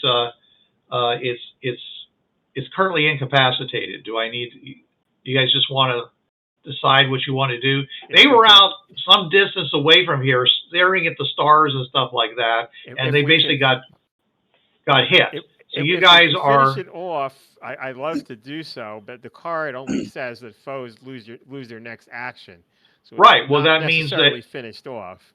I didn't say that. So I'm just saying though is we don't have to worry about initiative because it's not going. It's automatically out of the initiative order. So I'm just saying, is the rest of you guys have any reaction to this? I would shoot it, but Alpin, if you want to make a spirit check at a -3, you can try to drag your body over there and stab it to death. Well, it would be -4 because we're also exhausted. Stab. Yeah, stab. -4. -4. Oh, why not? You have your I'm honor. just saying is that you're taking some really serious injury here. You have your own honor to defend here. Pretty much. All else fails. Okay. All right, I'm gonna stop rolling that 6 because it keeps rolling 6s. That was a. It's because it's all 6s, though. 24 minus 4. All right. Well, 20? yeah. He said you just had something rock hard in your stomach, but now you have steel, and a rage just rises up inside you, and clouds your vision with red, even more than the glow from the sky and the blood that was splattered all over you from your own wounds. And you start dragging yourself over toward it. Come on, narrate this for me. I yell at him, no. And this is Alpin's opportunity to narrate. Yeah, okay. I Go ahead, drag Alpin. myself across the sand. 9 feet. It seems like a marathon. Knife in my teeth, and then I just stab it and stab it and stab it. Okay. Now make another. All All right. Now make another one to see if you collapse to unconsciousness. Before you slip into unconsciousness. Okay, that is a 10 minus 4 is a 6. Yeah. Well, you're still conscious somehow. We got to get him medical treatment. Yes. No shit. And we got to get away from this thing because probably the other ones are going to go after it now that it's dead. Yeah. Grandma wakes up and says, because of the flashbang, he says, "What's going on now? What's wrong? Help me! I'm just a poor old lady. Don't let them get me. I've fallen and I can't get riders and the barrel riders. I'm gonna start dragging myself back, dragging that thing with me. Okay. I say, leave the thing. It's bloody. The others are going to come after it. You want it to be a target, not you. Okay, Ken, are you just Bart, are you just standing there saying this? No, I'm yelling this. I'm gonna and go then I'm help gonna him. try. He's only 9 feet away from you. You're probably half deaf from the flashbang. So so you're yelling it. To hear it. I'm gonna go grab the thing from him. Like, come on. Considering you threw the flashbang on top of me. And it's only 9 feet away from yourself, which means we're probably in the area of effect. Yeah, you're pretty much unconscious, actually. I'm pretty sure Alpin wants to kill Mark at this point for that. I wouldn't be surprised. There's a bunch of people really shouting because they're basically deafened at this point. Yeah. You can't only either you can hear each other. Good thing I had my earplugs in. Does that okay? Is anybody gonna go help them? And okay. I just said I was going to help him. Indrani pulls her first aid kit out of her backpack and moves to Alpin. Yeah, we got to get him away from this creature because the creature is going to be attracting all the other ones. In this case, it's dinner. How about that? Yeah. For us, not the others. If it's cookable, edible. All dinner right. For us. It's going to be Everything's attracting eatable, all the including other human ones. beings. I help Alpin over to the tent. Okay. All right. Give me a strength check. I'd be rolling. Can I help her with this? Yeah. All right. And I can help. Okay. Here's my dice. I put them into a tower. Okay. That's very Holy useful. cats. Oh my gosh. Wow. 11. 9. Wow. Okay. Well, with the Adrenaline. Oh, yeah. With superhuman okay, strength. Right. So you well, he's actually lighter than he was just a second ago because he's lost a lot of blood. Sure. Yeah. Okay. By the way, does it look like an Archaeopteryx, Bruce? No. Okay. It actually, Mr. Science Guy, it actually looks like a Chengyu raptor. Oh. A what? Chengyu raptor. That is. Is that American? Is that a North It was American found. bird? It was found in China. Well, then probably not. Cool. Yeah, it that by has 4 Chinese wings. bird. It has 4 wings, It's cool. which this thing has. Hmm. Cool. All right. Anyways, Anyway, Don't mind so me. yeah, okay. So Indrani, you suddenly are saying, man, it's a good thing that I started asking everybody what their blood type was, because I think I'm going to have to collect some. That was me, but okay. Pretty much. Yeah. Sure. So it sounds like you're the one who's providing first aid to him. Can Yes, you yes. Can you provide him some first aid? I can. Okay. Let's see. I will give me a roll repair here. damage check. All right. Here we go with some healing here. Give me a stuff his guts back into his body check. You know, relocate his dislocated ribs. It'll fix themselves. Reinflate his punctured liver. Check. Okay. I roll 8 minus 2 for being exhausted is 6. Okay. Minus 3, or he has 3 levels of wounds, is 3.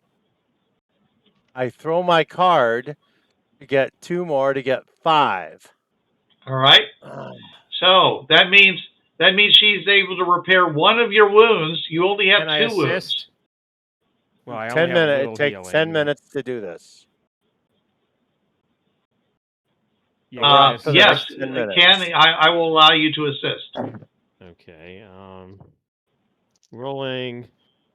Now the dice explodes. 5. So I don't know if that helps. All right, you assist Mark, but unfortunately, actually it's 4 because I have a -1 for exhaustion. Right, you assist Mark, but you still aren't able to add enough to heal another level of damage.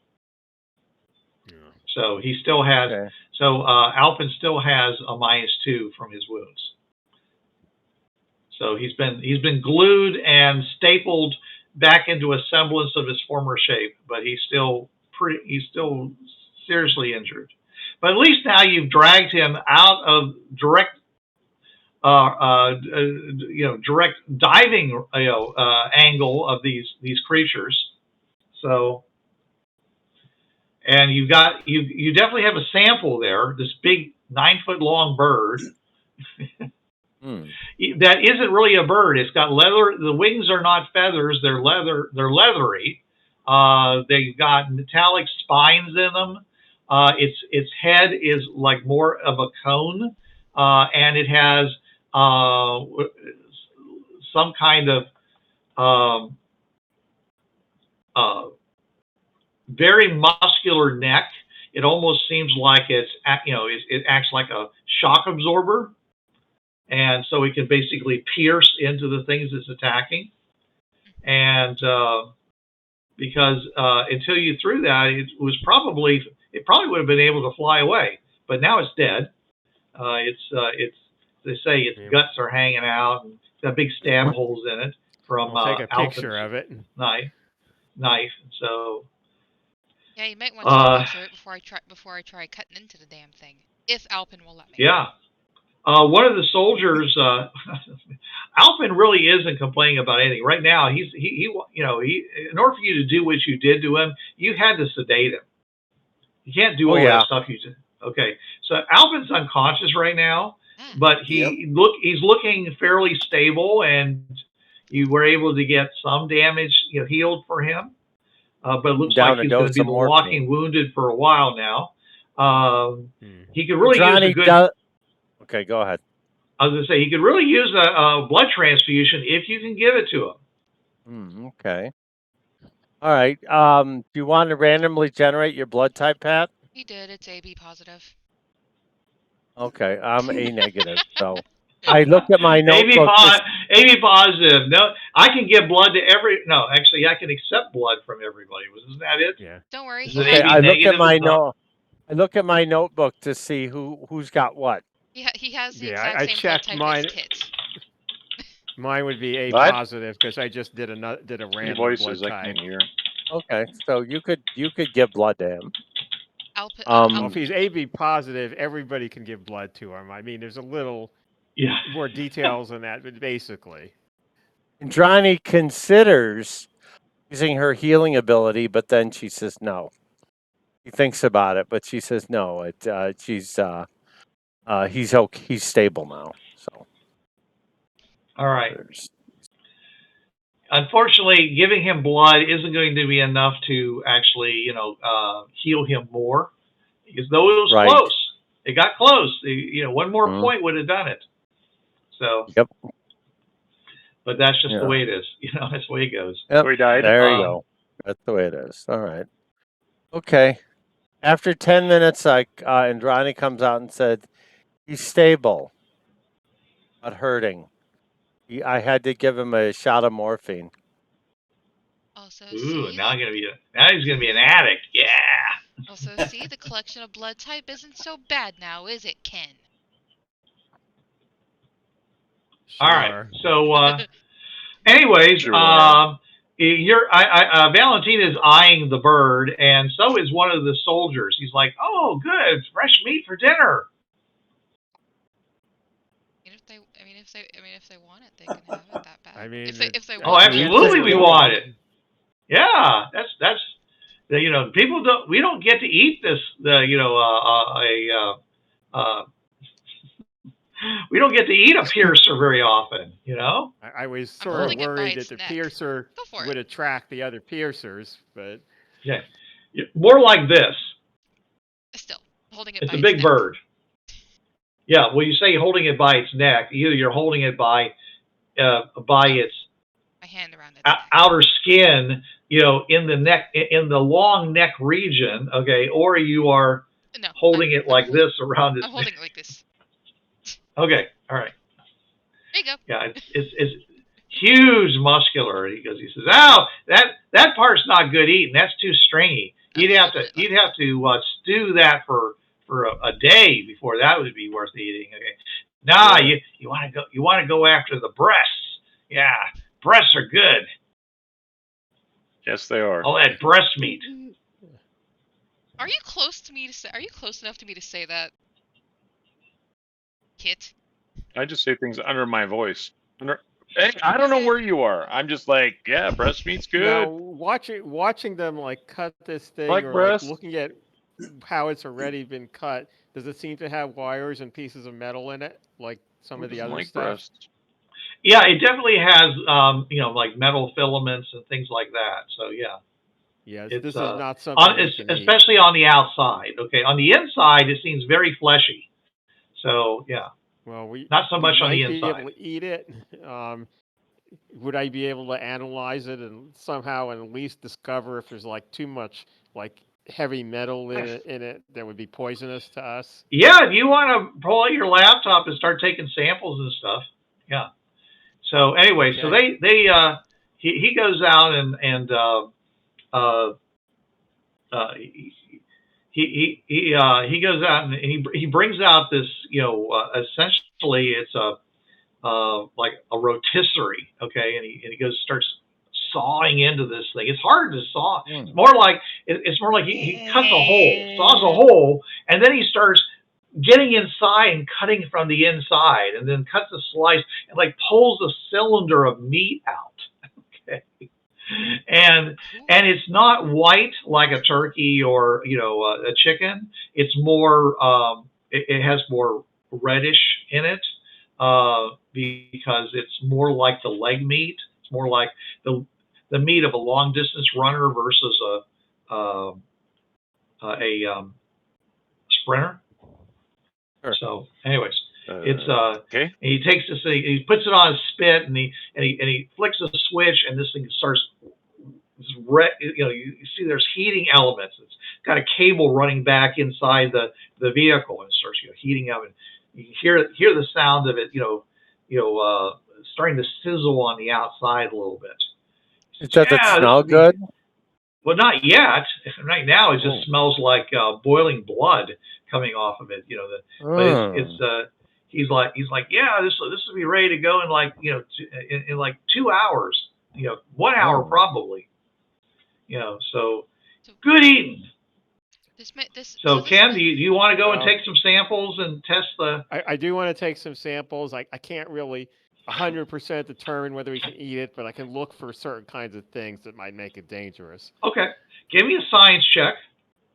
Okay. Science check, science guy. You want me to help? Sure. All right. I'm gonna Benny that 5. Okay. Oh, jeez, dice are hot yeah, today. it doesn't. From what you're able to tell, it doesn't seem to have metal filaments. In the flesh itself, at least not what he's cooking. Okay. There are some metals in its blood, but it's not what it's not what you consider to be highly poisonous. Okay, more like, it's possible we could eat this, but we really can't really tell completely. Yeah, it's not advisable, but it's not something you couldn't eat. It would not, your body could handle it. Take a taste of it for science. No. Yeah. Sure. Okay, you won't. Well, you don't have to. Yeah. I'd give it a shot if they let me. Yeah. This is some kind of raptor. Okay. Yeah, it's definitely a it's like a Changu raptor, except it doesn't have feathers. It has leathery metal stuff on it instead. Yeah. The inside of that conical head, okay, it has like rows and rows of like shark-like teeth. Okay. It looks like they're just designed just to rip pieces off of things.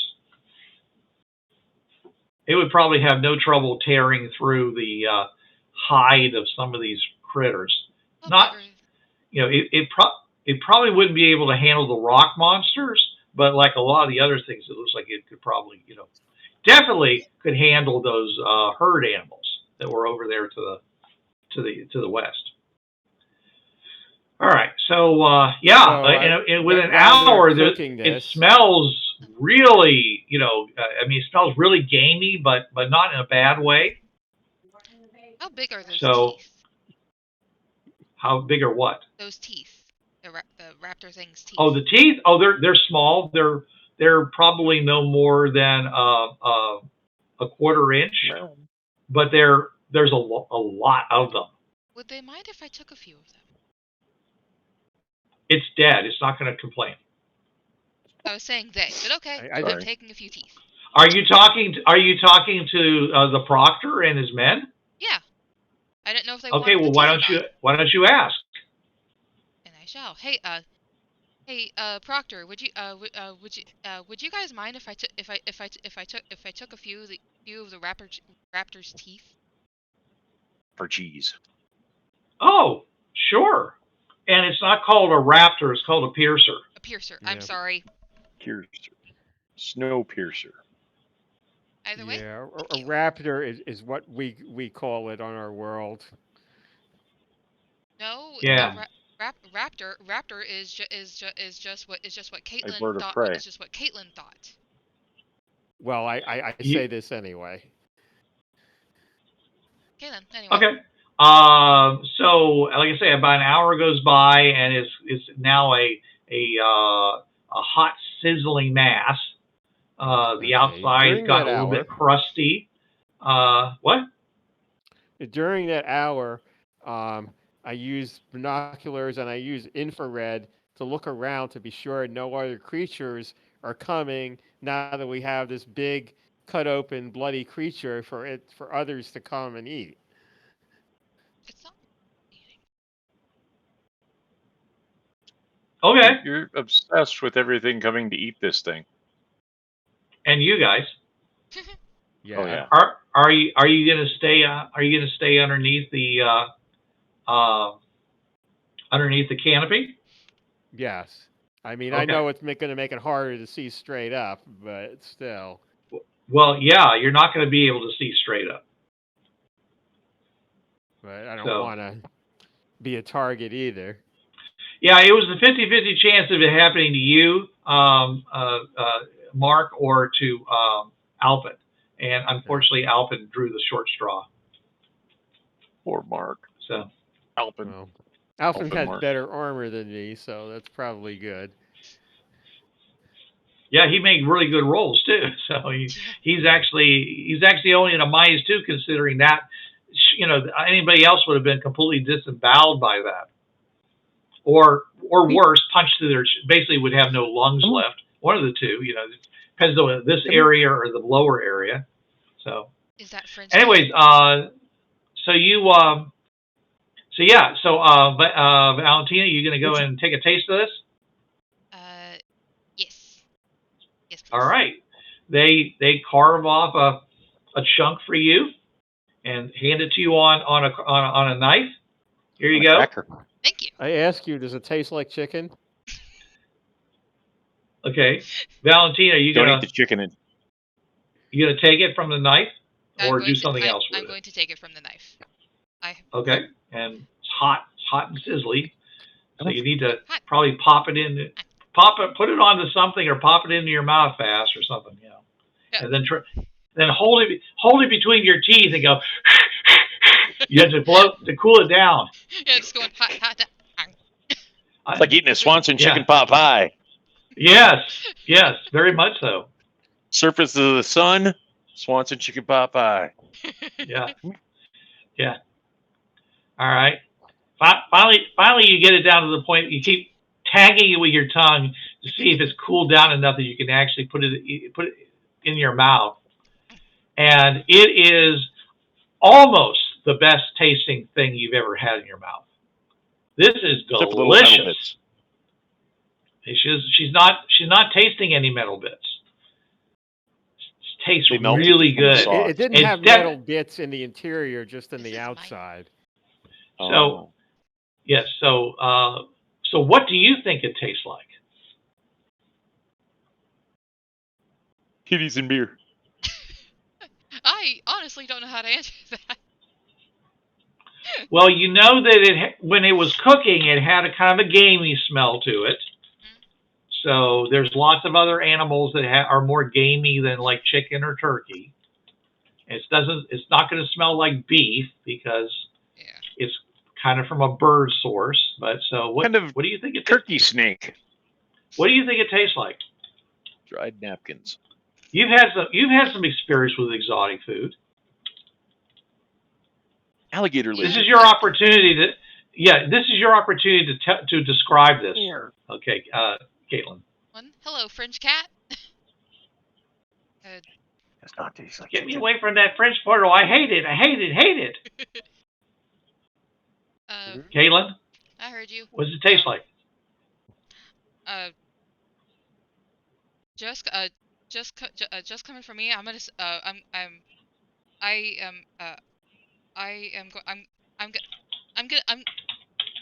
I'm going to say that it tastes. I'm going to say that it tastes like a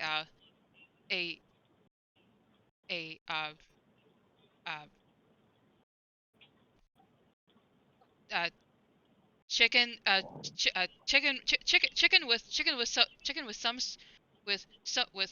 some sort of spice mixture that can't really be replicated.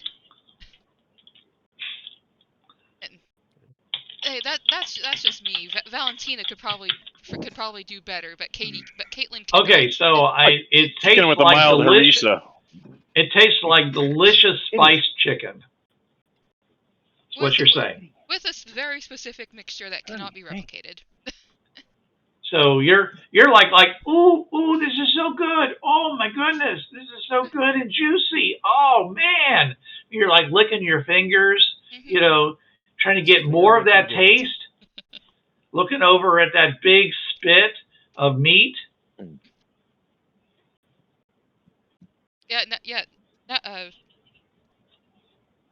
Now. Are you gonna go and demand more of it? Or are you done? Are you done? Jason, since I want to leave some for the others, I'm going to say I'm done. Because as good as this is. With great reluctance, Valentina stifles her desire to fall upon this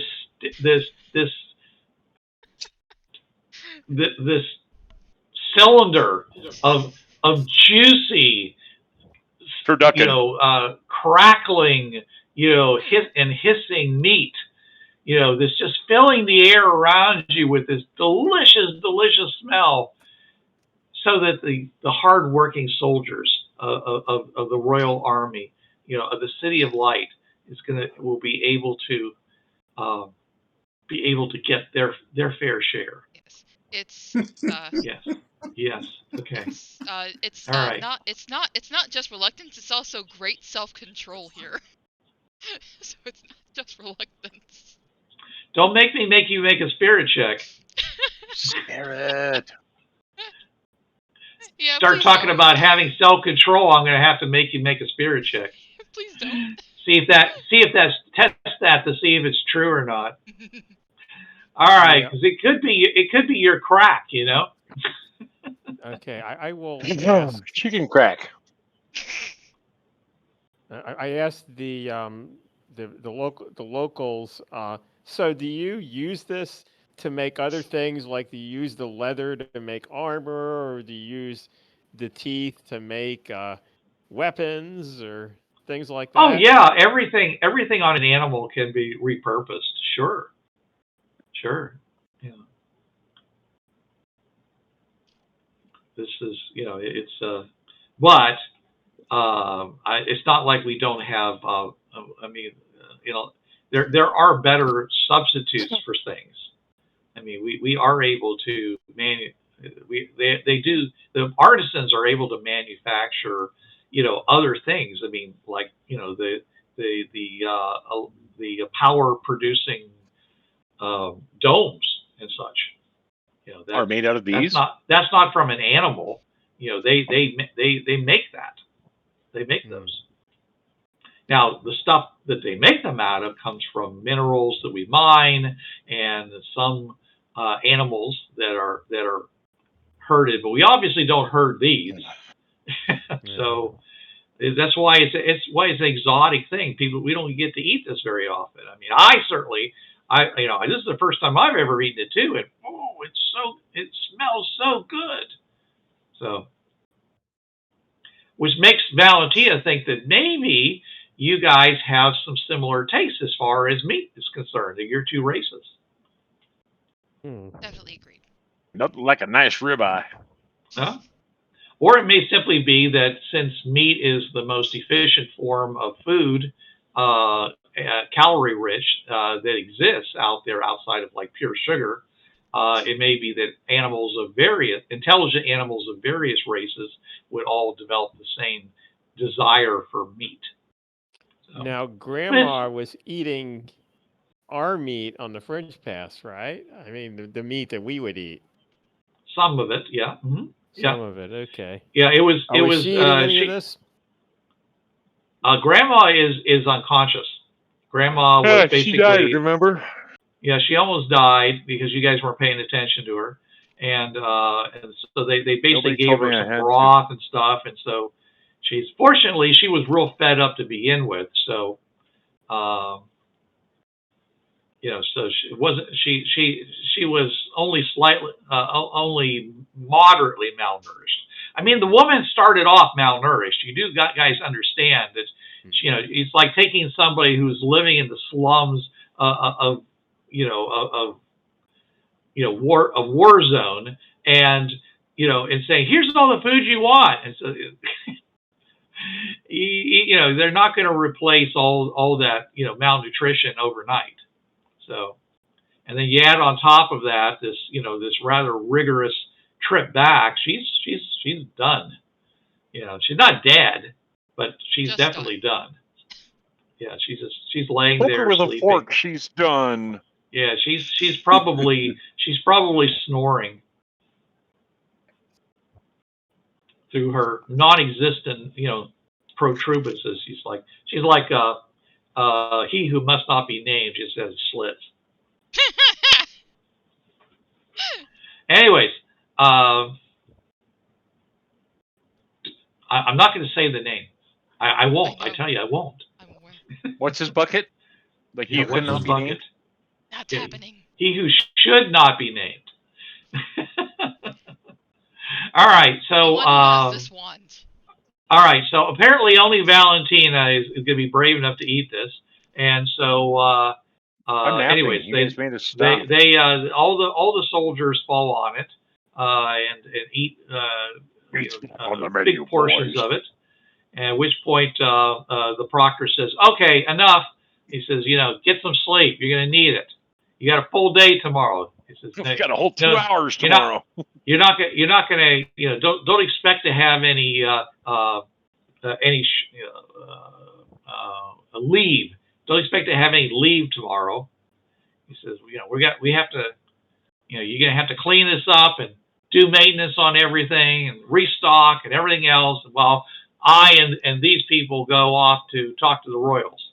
So, yes. And we might bring one of you along just for corroboration. Drink upon chilled fruit juices. That's right. Anyways, so they just kind of grumble, but they do like the fact that they've been privileged in that they've been able to eat this, because this is something that usually only goes straight to the upper class. They get to eat it because they're right here. So you can actually bring. They are planning on bringing this back. At which point it would be a nice offering to give to their majesties, to show your devotion to them. So this is still the proctor talking to his men. Bruce, but yes. Normally Indrani would, but she's just too exhausted, and she had that long surgery on Alpin, and so she just wants to crawl into the tent and go and get. Oh yeah, after the hour it would have taken to cook this stuff. Yeah, you were doing surgery all that time, so yep, yeah. That is true, well, actually, his first Mark started doing all kinds of samples from it. Then they got then they were able to get it off from him, and then start doing the cooking, and then the eating. So yeah, you're completely asleep, I'm sure. All right. All right. All right. So anyway, So the night passes, not any faster than any other night. You haven't spent too many nights here on this world. So, the next morning, you see the sun rising in the east, so at least it's spinning the right direction. And that's over, in the direction of the land of the dead and whatever. And and of course the sun, it's gotten very cold during the night. Grandma, though, with her nice new robes and such that she got her hands on, just kind of like whimpers a little bit and rolls herself up into it and goes back to sleep. The next morning, she's feeling much better. She's looking around and going like, "Oh, my aching bones!" And you all feel that way, by the way. All of you are sore all over. Okay, but it doesn't cause you a wound. It just makes you sore. But you have lost that level of exhaustion, so you're ready to go again, Okay. even though you're a little bit. So you might want to get yourself some vitamin I, just to take the edge off of the soreness. I do cocaine. And make some sling to carry Alpin along. All right. Because you probably want to do something that make his trip a little bit more comfortable, considering that he has 2 wounds. It'd be very jarring for him up on that seat that he was on before. Well, what do we? So, we can put him inside with the other wounded dude. Yeah, but you could, or you could like make a hammock and hang it from the outside, and look, he's a human pinata. And let those make it as elastic as possible so that it takes like a shock absorber effect. Inside will get very warm, by the way. It's probably going to be way over 100 degrees inside that vehicle. Wow. You ought to invest in some electric fans. Maybe that's what we should have brought them. They do have those, but I'm just saying is that as the power comes off of that big battery in there and drives the wheels, it produces a lot of heat. So it's not going to be 150 degrees in there, but 100 to 110 is very likely. These people live in this kind of environment, so that's not bad for their race, but not so great for you. Say this should be getting a bit too hot for Indrani. Yeah, it's a little hot even for me. Yeah, you guys like to stay. You guys, skin temperature normally is 95 degrees. So anything above that, you're basically having to sweat a lot to get rid of it. Mm-hmm. So hammock. So anybody want to do a crafting check to go and make a nice little sling for Alpin to be carried henceforth to the last 2 hours to the town? Yeah, I'll try. I got jack of all trades, so I think I can do that. All right. I may have seen somebody do it once, or. Okay, it's not. Okay, it's a craft. Crafting is not intelligence based. Oh, okay. It's usually dex based, but it could be depending upon what it is. This right here is basically more dex based, and survival based, which I believe is. I have survival. Would that be enough to make a makeshift sling for him? You could certainly use that instead of just crafting. Because I have survival in the woodsman. Okay, sure. Edge. If you want to do it, everybody can try to use their survival to do this. I'm just saying it doesn't have to be an unknown crafting thing. It's not that hard. This is not that complicated. We're talking about a hammock. We're not talking about making a macrame version of a statue of somebody. A macrame. I got a 9. That would take probably a little bit longer. You're gonna try to repurpose some of their cargo netting. All right. I got a 9. That's a really good job then. Assist and get a 5. All I'm right, an Alpin. outdoorsman. You're more comfortable now than you have been at any point in this trip, with the exception of sitting on those nice bucket seats inside the Jeep when you were riding it back to Earth Prime. Sounds good to me. Yeah, you can manage to stuff some clothes or things, around you, so that the parts that need to be cushioned and supported can actually get them. Yeah. As you go, as you go, kind of bouncing along, but it's definitely mellowed out by the by the ropes and such that they have tied you to your sling to. So, all right. So there's no more encounters on the way back. It's just 2 hours. It's after about an hour, with those binoculars, you could probably see the city in the distance. So, and it's first you see all the bumpy moguls all over around, and you see the city walls rising up above that, and they say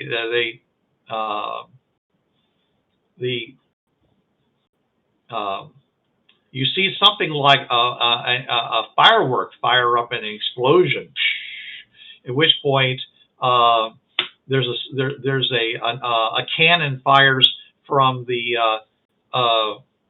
one of the cannons fires from the vehicle. You feel the jerk when that happens, sending a huge retort, and it basically fires a big spray of sparks, colored sparks and such, out of the front of the vehicle, and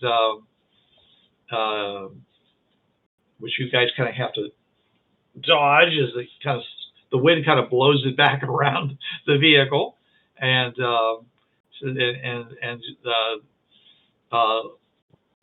Proctor says, "Yeah," he says, "they know we're coming." So good. So they won't think we're a bunch of raiders that have commandeered this vehicle.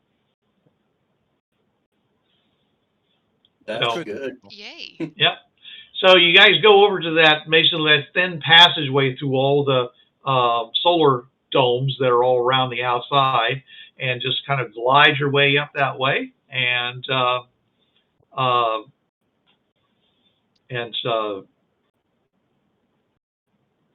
get inside. And once you're inside, it's considerably cooler, because it's no longer in the direct the direct line of the sun anymore. And there's canopies and various things on the inside that provide you with shade. So it's much more comfortable inside. And of course, the smell of water, it reaches your nose, and it's much dry. It's much wetter. The air is much more humid than it was outside. So you guys come on in, and essentially they stop the vehicle. They fold up the wings, well, they've already probably folded up the wings before they got that far, because they were basically coming back on battery power. It says, "Okay, we're here," and they help Alpin you down. They ask you, do you want a litter? Need people to carry you? I'll try and walk. Okay. All right. Someone will hand you a bone and a kind of a bony crook with that seems to be wrapped up with metal filaments. Tuck. It says they bring one out that's like way too tall for you, because they're taller than you are, and then they find one for a child. They bring out, and they says, "Okay, try that." So you can hook it under one arm as a crutch help you move along. Okay. All right. So, and you start. You guys start walking. Toward. Now, what stuff are you going to bring? I mean, do you need carts or something like that to put all this stuff in that you wanted to show them? Well, I'm Yes, guessing a we're cart either would be nice. Okay. Okay. So, Indrani says, "Yes, please, a cart. This would be great." And so they bring it out, and one of the the proctor points at one of his men, says, "You pull it." He says, "These are our royal guests. They shouldn't be doing that sort of thing." And the guy says, "Well, sir, I'm a royal guard. Should I be doing this sort of thing?" He says, "Just kick." Sir, I'm the king of the potato people. Yes, he says, "Aren't you weren't you the one that fell asleep?" No, that wasn't me. That was the other one. That was him over there. There was the talker over there. Yeah, he looks over at that one. He says, "Yeah, make sure you clean all the lubricants in the vehicle. Make sure I want it so shiny. I can He wants lubricants. Damn it! Well, he says I can see myself molting in it." The guy's like, yes, sir. And he says, "All right, come on." So you guys start walking through. Everyone's comes out and is looking. They're especially interested in in Grandma. Sure. Because she's all being Forma, well, no, she's walking too, but she's got all these strange clothing on now. So do we have to carry all these things like water generators and shit like that? Well, like I said, they put it into a cart for you. A cart, okay. Yeah. I'm assuming they're going to want us to take our weapons. They're going to want us to put our weapons back in our truck. Because we have weapons. Oh, yes. Actually, yes. You would have had to give those up again. Yes.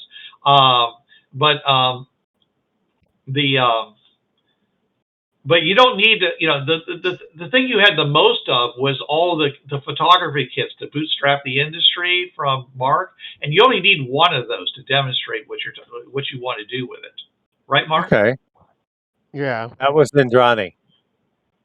Oh, I'm sorry, Andrani. Yeah, you just need just one of those to do that. The solar panels, again, you only need one. Okay, the biggest outside of so the biggest thing you have is the distillation water purifier, but you can get that into the place, into the cart, plus the others, the dehumidifier, and it's a selection of the canned fish. Or you could just wait and have them, and hire people to bring out carts and carry all of it if you want to. If you want to take it all up to the palace, what do you want to do?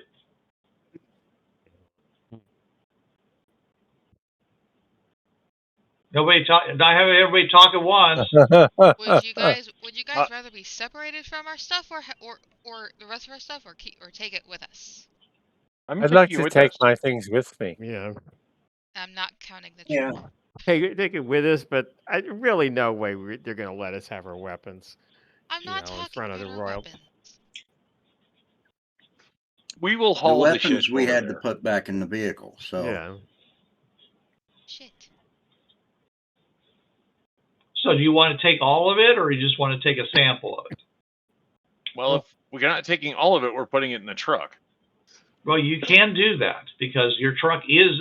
They actually, because of the sandstorm, they actually brought the truck inside. Otherwise, all of its windows would all been scored to opacity. Sure. Well, see, that was nice of them. Yeah. Very nice. That was very nice. I say yes, we we put will most put of it in the truck and just take a sampling in with us. Yeah. That's All right. what he Okay. said. All right. So you only need really one card. Okay. Yeah. So this soldier, gets up there in the front, leans into the yoke, and just starts pulling it along. It's pretty flat, but it's still. I push too. You're gonna push? Yeah. Okay. Because the proctor said these are these are guests of the royals. They can't be. Yeah, I still work. Doing manual labor, but if you want to volunteer, go right ahead. I volunteer to do that. Okay. You volunteered as tribute. There you go. I do. Yeah. I was All right. watching So the Hunger Games. So you wander on back, and you get over. You get to the palace. Okay, that big open area in front of the palace. All right, and at which point, a whole bunch of servants come forward, and they start collecting your stuff and carrying it inside into the royal, the big audience chamber for the royals that has Wash the two, my feet, servant. Yes, if you asked, they would. I'm kidding. I wouldn't. Because they're all humans. You understand? Yes, I know. Like us.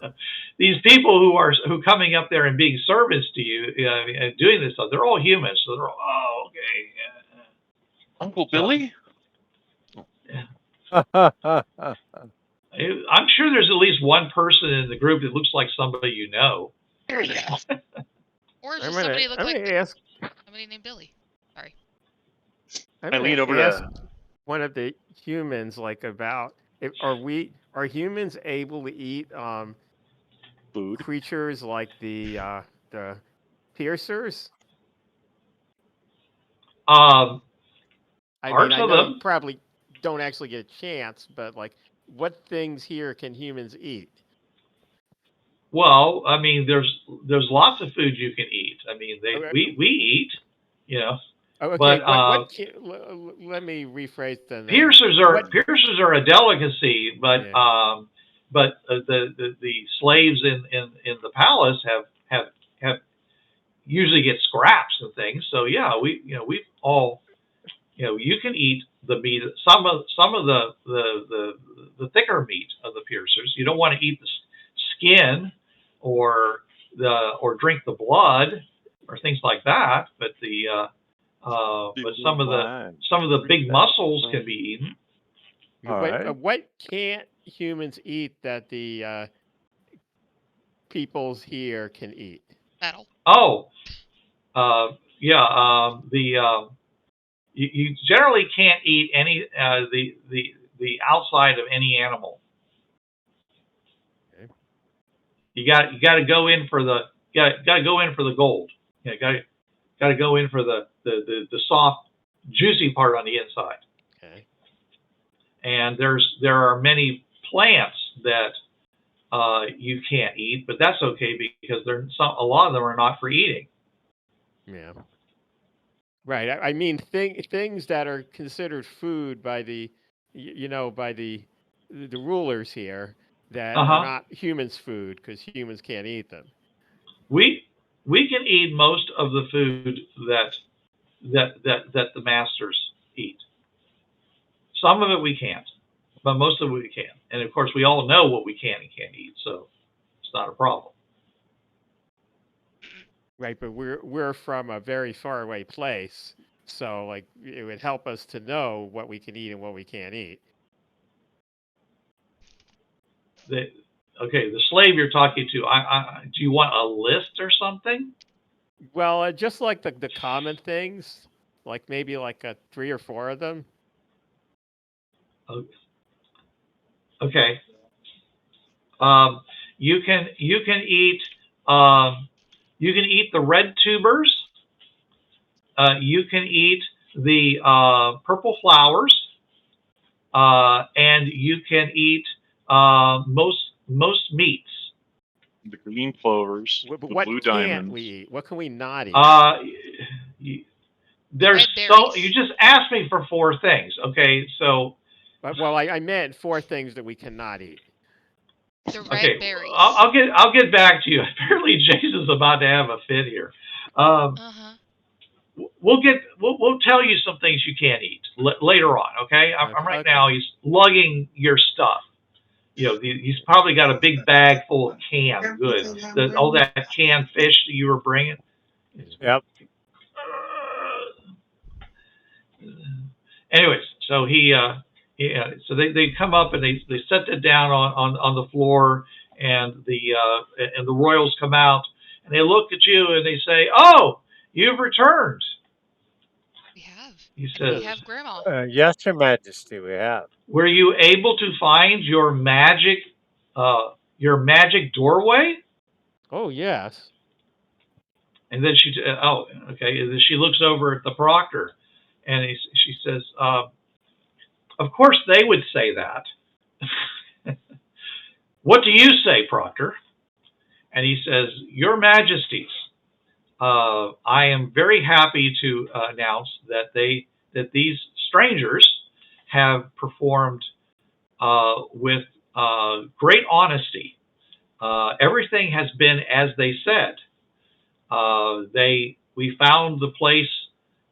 They had special devices that allowed them to find their portal, and when they went through it, it was a horror to behold, because it was like pieces of them were sliced off as they went through. You could see inside their bodies. It was really kind of horrible, but it caused them no harm.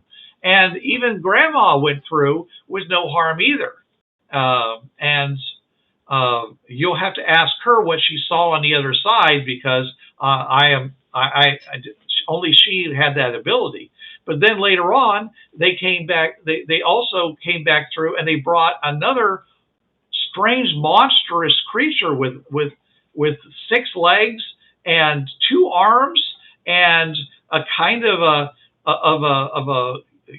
person-like body, but then the back side of it was like was that of a beast, and it talked out of its butt. It was really a very amazing thing, and my men will of course confirm these things that I'm telling you. But it's another strange creature from another one of these worlds that they came from. So that appears to be true. But anyways, we returned as quickly as we could. Unfortunately, one of them was injured by a piercer in the evening hours yesterday, and so he has survived, but he is in not great condition. And he points over at Alpin. He says, "But it was through no fault of my men. They chose to expose themselves to that attack." They also seem to have some interesting deterrents for a lot of the monsters. This thing that produces a big bright light, much like our fireworks, but it's something small and handheld. And they threw that at the piercer and stunned it into unconsciousness. And then this one over here, who goes by the name of Alpin, even though he was wounded almost unto death, dragged himself over and slayed him valiantly. That's Piercer. And so we were able to have Piercer for dinner. And she goes, "Oh my, so it's been more of a vacation for you and your men, hasn't it? Eating Piercer meat." He says, "Well," he says, it would be a shame to it would be a shame to let it go to waste." Yeah. She says, "I see. And where is this piercer that you've referred to?" "Oh, right here." And they bring up and they lay it down there. He says, as you can see, the outside of its beak is stained with the blood of Alpin as it plunged into his body through his armor. It's a very, very vicious attack. These these humans, as you know, humans are very squishy on the inside, and so they are. Is really amazing that he's still with us. And she says, "Well, I'm very glad that." She looks over at you group and says, "I'm very glad that you didn't suffer any casualties from your trip, and that you were able to prove that you actually did come from another world, and such. That's all. That's opens up a lot of possibilities. How far away was this portal?" And he explains how it was like a 2-day journey, but not so far south as to the pits of madness. She says, "Well, that's not very convenient," but she looks at you and says, "You can't move that portal closer, can you?" No, it's the portals are where they are. Oh, okay. All right then, she says. "So I see you brought back all kinds of strange things. Perhaps you could explain what each of these things are?" Certainly. Yes. All right. Who wants to Today, go for your first? enjoyment, I will. Oh. Today, for your enjoyment, we have brought you solar panels and LED light systems. The solar panels sit out underneath your great sun and cause energy to flow into the LEDs, which they turn on like so. Oh. Exciting, no? You have interior lighting, also in 6 different colors. I'm just looking over at Kit and like, what the fuck did you eat for dinner? Just the cocaine He from last night. thinks he's a game show announcer. Oh yeah.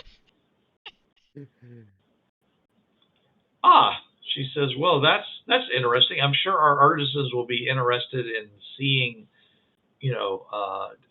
examining these with great exacting." Valentina, would you like to tell them what else they have? No, I would not. And fish. Okay. I'm saying that with meat in a can. I'm saying that with a very deadpan look on my face, by the way. Like we got meat in a can. We got vitamins and minerals, good for you. Keep your energy going. We brought some. What was the thing? We got this will extract water from the air. And really? Then there's some how does that work? Well, you turn it on. The dehumidifier. And the water comes out. Where does it get the water? From molecules in the air. It gathers them up. You're saying that it takes the moisture that's in this air, in the air we're breathing, and makes it liquid again. Is that what you're saying? Yeah. You got it. In one. Okay. Not quite sure how that would be helpful, but... Well, you can drink it again. Okay.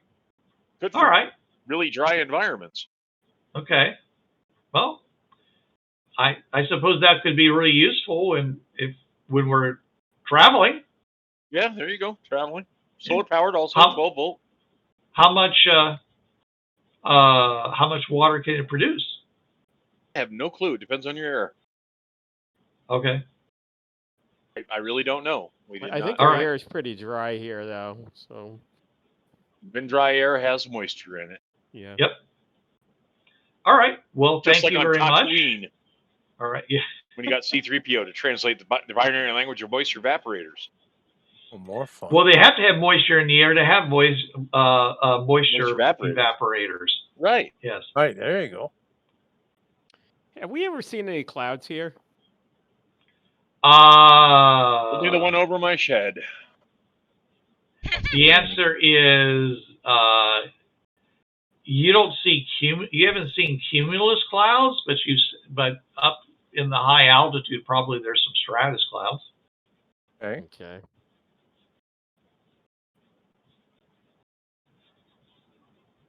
It hasn't rained in the entire time you've been there, which is not terribly surprising, considering how dry the ground than everything else is. How dry I am. How dry. All right. And now we go on to Indrani, whatever the fuck her name is. Indrani. It's a common name. Not in England. Common name. I can't see why you're having trouble with it. Well, it's not real popular in Wyoming, but much Indrani will now talk about the wonders of photography, apparently. Nice. Come on, Indrani. Sit up. All right. We can just see the top of your head. All we can see is the top of your head, Indrani. Like this. Indrani's working my on head it. with. The camera went up. There we go. All right. Indrani's back. I was just using the top of your head for the top of my head. There is a process by which, when certain chemicals are exposed in chemically treated paper, is exposed to light, it captures the image, captures an image.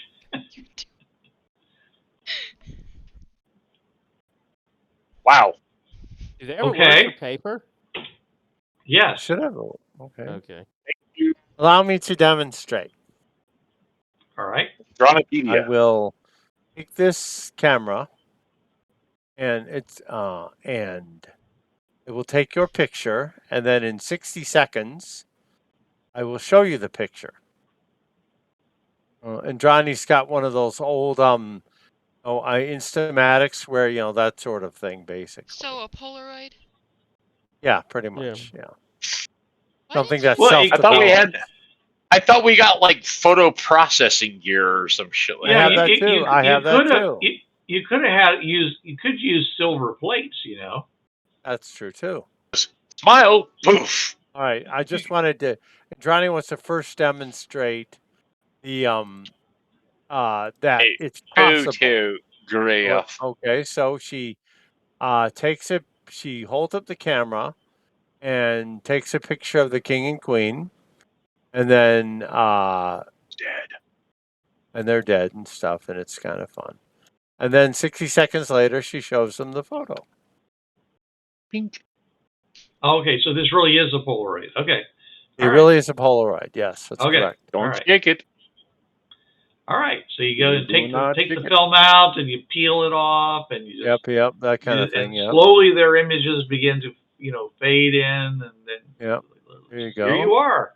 And they're like, oh look, it looks just like you, dear. She says, really? It doesn't look anything like you. You're much more beautiful. Oh, go on. Cute. Seems that kissing, Indrani sort of. I think I just threw up a little bit. The party. They have kissing ass here too. Right. She says, I think it looks a lot like me. Oh, okay. Oh well, all right then. Anyways, you better not meet my parents then, kid. And she says, She says, so does this look like me? She asks, what one of the counselors or whatever, and they're like, yes. Oh, okay. So this is nice. Okay. So what would we primarily? I mean, other than just create, recording something. Let's say a coronation or the height of a religious ceremony. What would be the use of this device? To document your society, to document, for instance, let's say there was a visiting. You have other kingdoms in your world? Or are you the only kingdom? There are, but well, to be frank, we don't really know. We've only seen individual travelers from other places. There's no other kingdom. If there is, we're not all there is of our people, but we've never actually heard of anybody who would have like us, like the City of Light.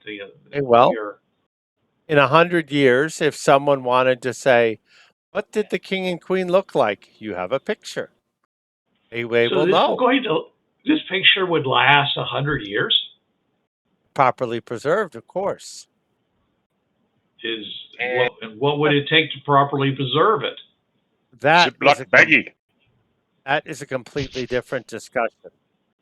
I would Okay. have to talk to your learned people and explain the whole process, which I will see. take some time. Is there That's anything why I else brought. is there anything else that you could use it for? We've taken pictures of things that are on the other side of the portal where you can't go, so you can see what the things that Grandma saw look like by looking at the pictures. And here's Yes. Grandma in front of a portal, and here's Grandma in front of We a can heavy show you. equipment. We can Heavy bring equipment. pictures of our place where we live, so you can see it. Oh, I As see. Grandma at the buffet in Caesar's Palace. as she has seen it. Okay. And so Indrani pulls out a picture on her phone of her room. This is where I live. Oh. And she shows them the picture. She lives in a box.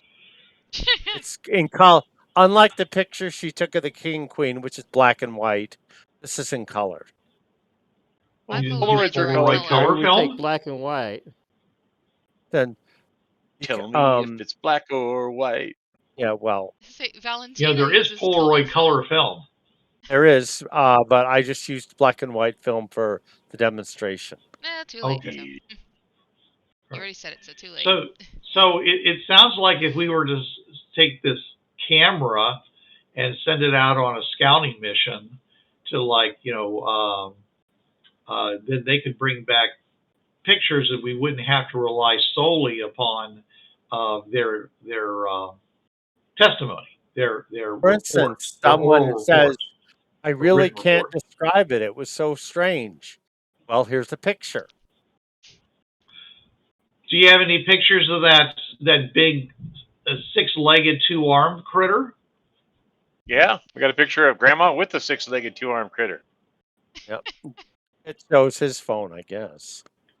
Okay. I took a picture. And he looks like he says, "Oh, how ugly! Oh, how terribly ugly!" And there's this strange six-legged, two-armed creature next to Grandma. They just diss Grandma, by the way. Oh, yeah. No. Don't be rude to They're Grandma. making a joke at her expense. Oh, okay. All right. And he look over and says, Soon Grandma will have enough money to buy and sell your entire planet. So yeah. I can teach your learned people how the science behind how the pictures are made. Once I can teach them, but it will take a few days. But I can teach them how to. You can make your own pictures. Oh, you can make your own film and all that sort of thing. Well, we'll definitely put send you to the royal chemists and let you deal with them, because I'm assuming that there's something to do with chemistry involved here. There is something to do with chemistry, yes. You need special chemicals and special paper, which I can teach you how to make. All right. Okay. Is there anything else you want to show me? Your Majesties, you can also use cameras to preserve memories of your children through each stage of their life. Many people on our world do that. Yeah, the king looks everybody at on our world.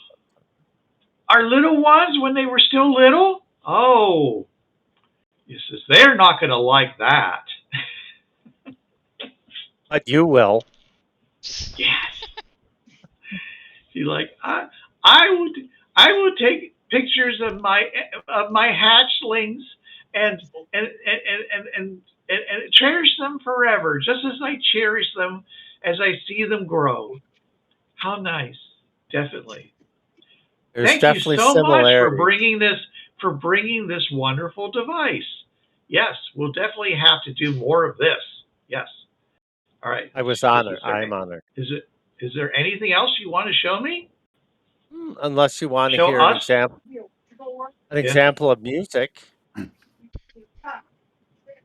We also have water purification. Oh, yes, go ahead, Alpin. Which will purify any bad water that you come across. to be able to make it into drinking water. Oh. Would you say did the electrical work? And how does that work? Is that using electricity like your dehumidifier, or No, what? it is a chemical compound. Basically, you put one of these capsules inside a gallon of water, and it will clean the water. Interesting. Well, we'll definitely have to test that out. And I also brought a variety of canned fish. All right. And Do they have a word for canned? yes. Well, they have a word for they mostly use ceramic, but so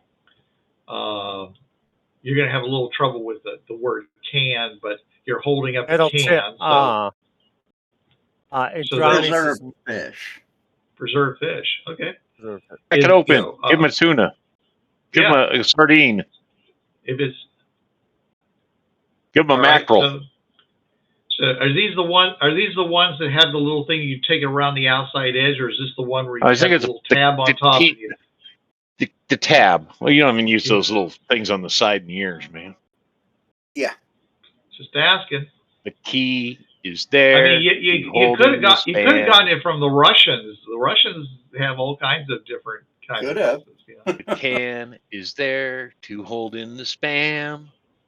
Okay. All right. So you take it and you're going to hand it to the Royals? I will open it. Okay. Cracker. These are chickens in a biscuit. And hand it to their, I guess, taster. Yes. Poison. Okay. So, all right. So you hand it to somebody, and somebody comes forward. You know, one of the humans comes forward, and who's wearing a nicer clothing than some of them do, and proceeds to take a spoon out, and we lose Ken. We lost. No, I just turned the camera off for a second because I noticed it was stuck again. No. We lost Chuck. somebody. And carves out a piece of meat and puts it in her mouth and tastes it and says, "It's very tasty." He says it might be even tastier if it was cooked. It is cooked. Oh, it is? Yes, this is It is potted cooked. meat. Oh, okay. Then, well, they're going to say it anyways.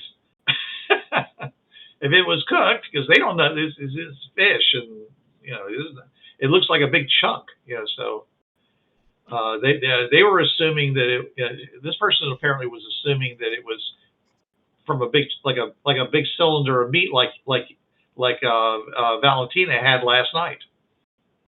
Still delicious. So, oh, it's already cooked. Oh, how interesting, huh? Tries Full of protein. again. Says I do not taste anything that is dangerous to your majesties. If you would like to taste it, at which point let me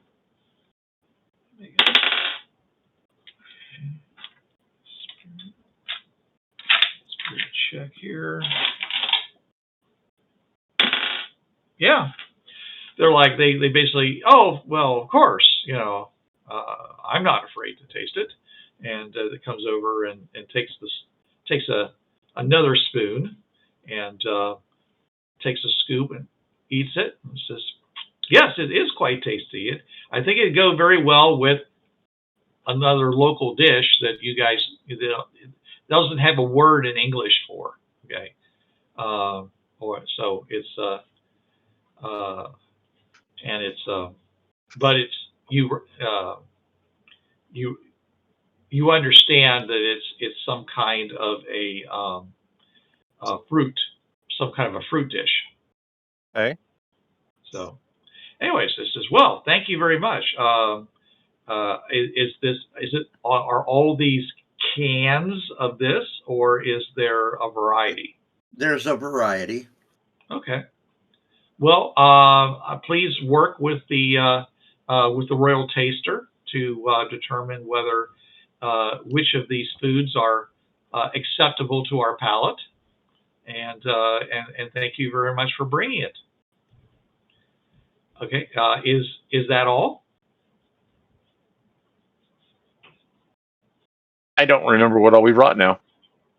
You brought vitamins, solar panels, photography, canned fish, distillation water purifier, 12-volt humidifier, and of course the high-powered goggles that Mark has. But you weren't bringing that for trade, yes.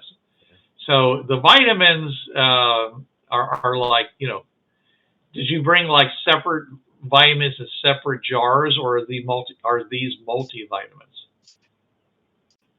Probably all the different vitamins, because you wouldn't want to just take you don't take a vitamin cocktail without knowing what they're going to do. Okay. So you have separate vitamins, and Yeah, I got like a box full of different vitamins that they can sample and check, and whatever they think that they can utilize, then we can. Well, they may not recognize them. They may not. They don't seem to have a word for vitamin. In your body, you have certain minerals and vitamins that require us to achieve total enlightenment, like vitamin A, C, D, B, blah, blah, blah, blah. And I don't know, you need like a science guy to tell you about health, but I know you're supposed to take vitamins. Right. So the queen nods her head, looks over at one of the other robed lizard people, who goes, she says, "Thank you very," and she turns back. She says, "Thank you very much. I'm sure we'll find a use for it." I explained to them, one problem is we don't know if our foods have all the nutrients that you need, so vitamins might supply those if it turns out that our fish or other foods are not enough for you to be able to eat them and still be healthy. Mm-hmm. They may lack things that you need to eat. Well, that's, we shall see. And of course, if you, she says, and are these merely gifts, or are you attempting to set up some kind of a trade, some kind of trade system? These are to repay you for the damage that we did to your bubble thing accidentally. Oh, well, then this is quite adequate. Thank you very much. So you're not trying to set up some kind of trade with your people on the other side of the magic door? Well, I mean, we don't know what you have to offer, so we're just trying to help out here and give you a little bit, give you a taste. Oh. Well, if you want to know what we have to offer, probably what you want to do is to go visit our mines. Yes, we would like to do that when we definitely would like to do that. It's our first date. One of the things that might be helpful to us for trading is just as permission to like travel around, so you tell people and they say, oh, those are those guys, so they don't think we're raiders or something. Are you talking about our military? Well, when we originally came to your city, you weren't sure whether we were raiders or not. So if you tell everybody who we are, they'll know that we're not raiders. Okay, we will definitely now that we have this thing that can take pictures, we'll take pictures of you guys, and then we can post them up around town so everyone knows. Yeah, that'll work. Sure. I mean, we were going to draw your faces and then post those up around town for the same purposes.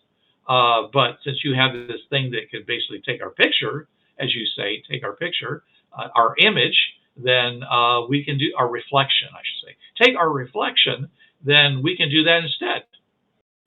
Seems to be very quick and accurate. And one thing we would want to trade would be knowledge about this world. Like, do you have books? We've been over this before. Yeah. Did they? We've been I don't over this remember if they before. had books. I mean, I know they told us a lot of stuff. We don't. They don't. They don't have books. They do have art, but everything is like, it's kind of like guilds, and you're apprentice and you learn under it and stuff like that. So if there's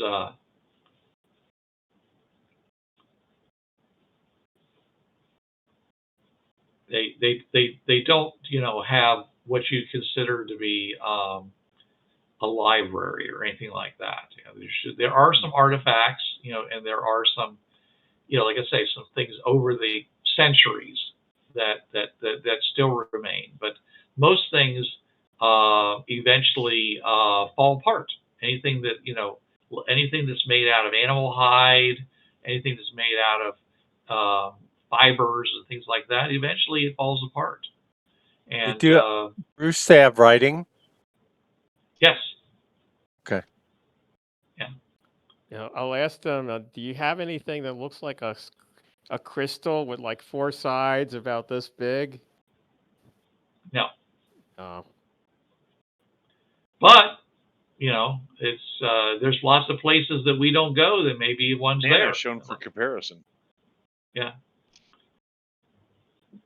Also, how many people do I think they have here approximately? 5. I don't know. Make an intelligence check. Okay. In this room, in this town, no, on this in their city. Oh. 11. 11. Okay.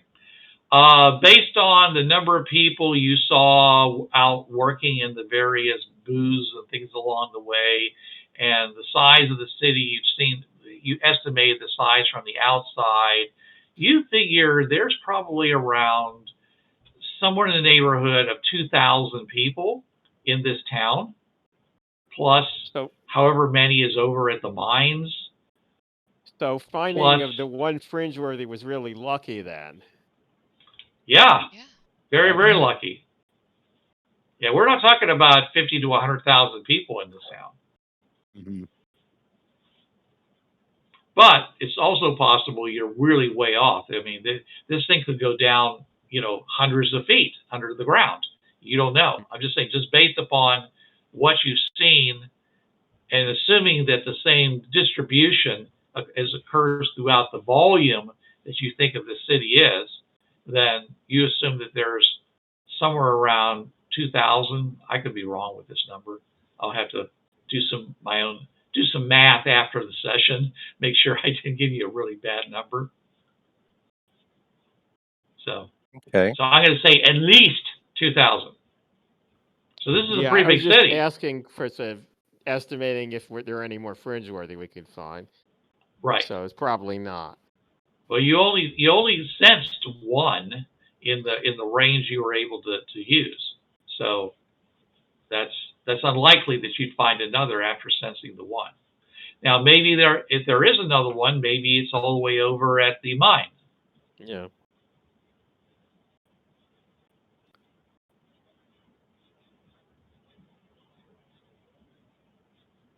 So, all right. They say, so we will let everyone know what you look like, and we want to thank you very much. And I know you've been on a long journey, so we will allow you to retire to your chambers. And thank you. You are humans, so therefore there is only, you will not be able to walk among us as equal to those of the royals, but you should. We understand. You will remain under the protection of our people, and will not have to worry about anybody mistreating you. Okay, that's good. It is good. Thank you. Thank you. Thank you, Sai. Thank you, Massa. So, which is kind of funny to say on Martin Luther King Jr.'s birthday. Whoa. Bada bing. Yeah. All right. So we will stop here at 10:55.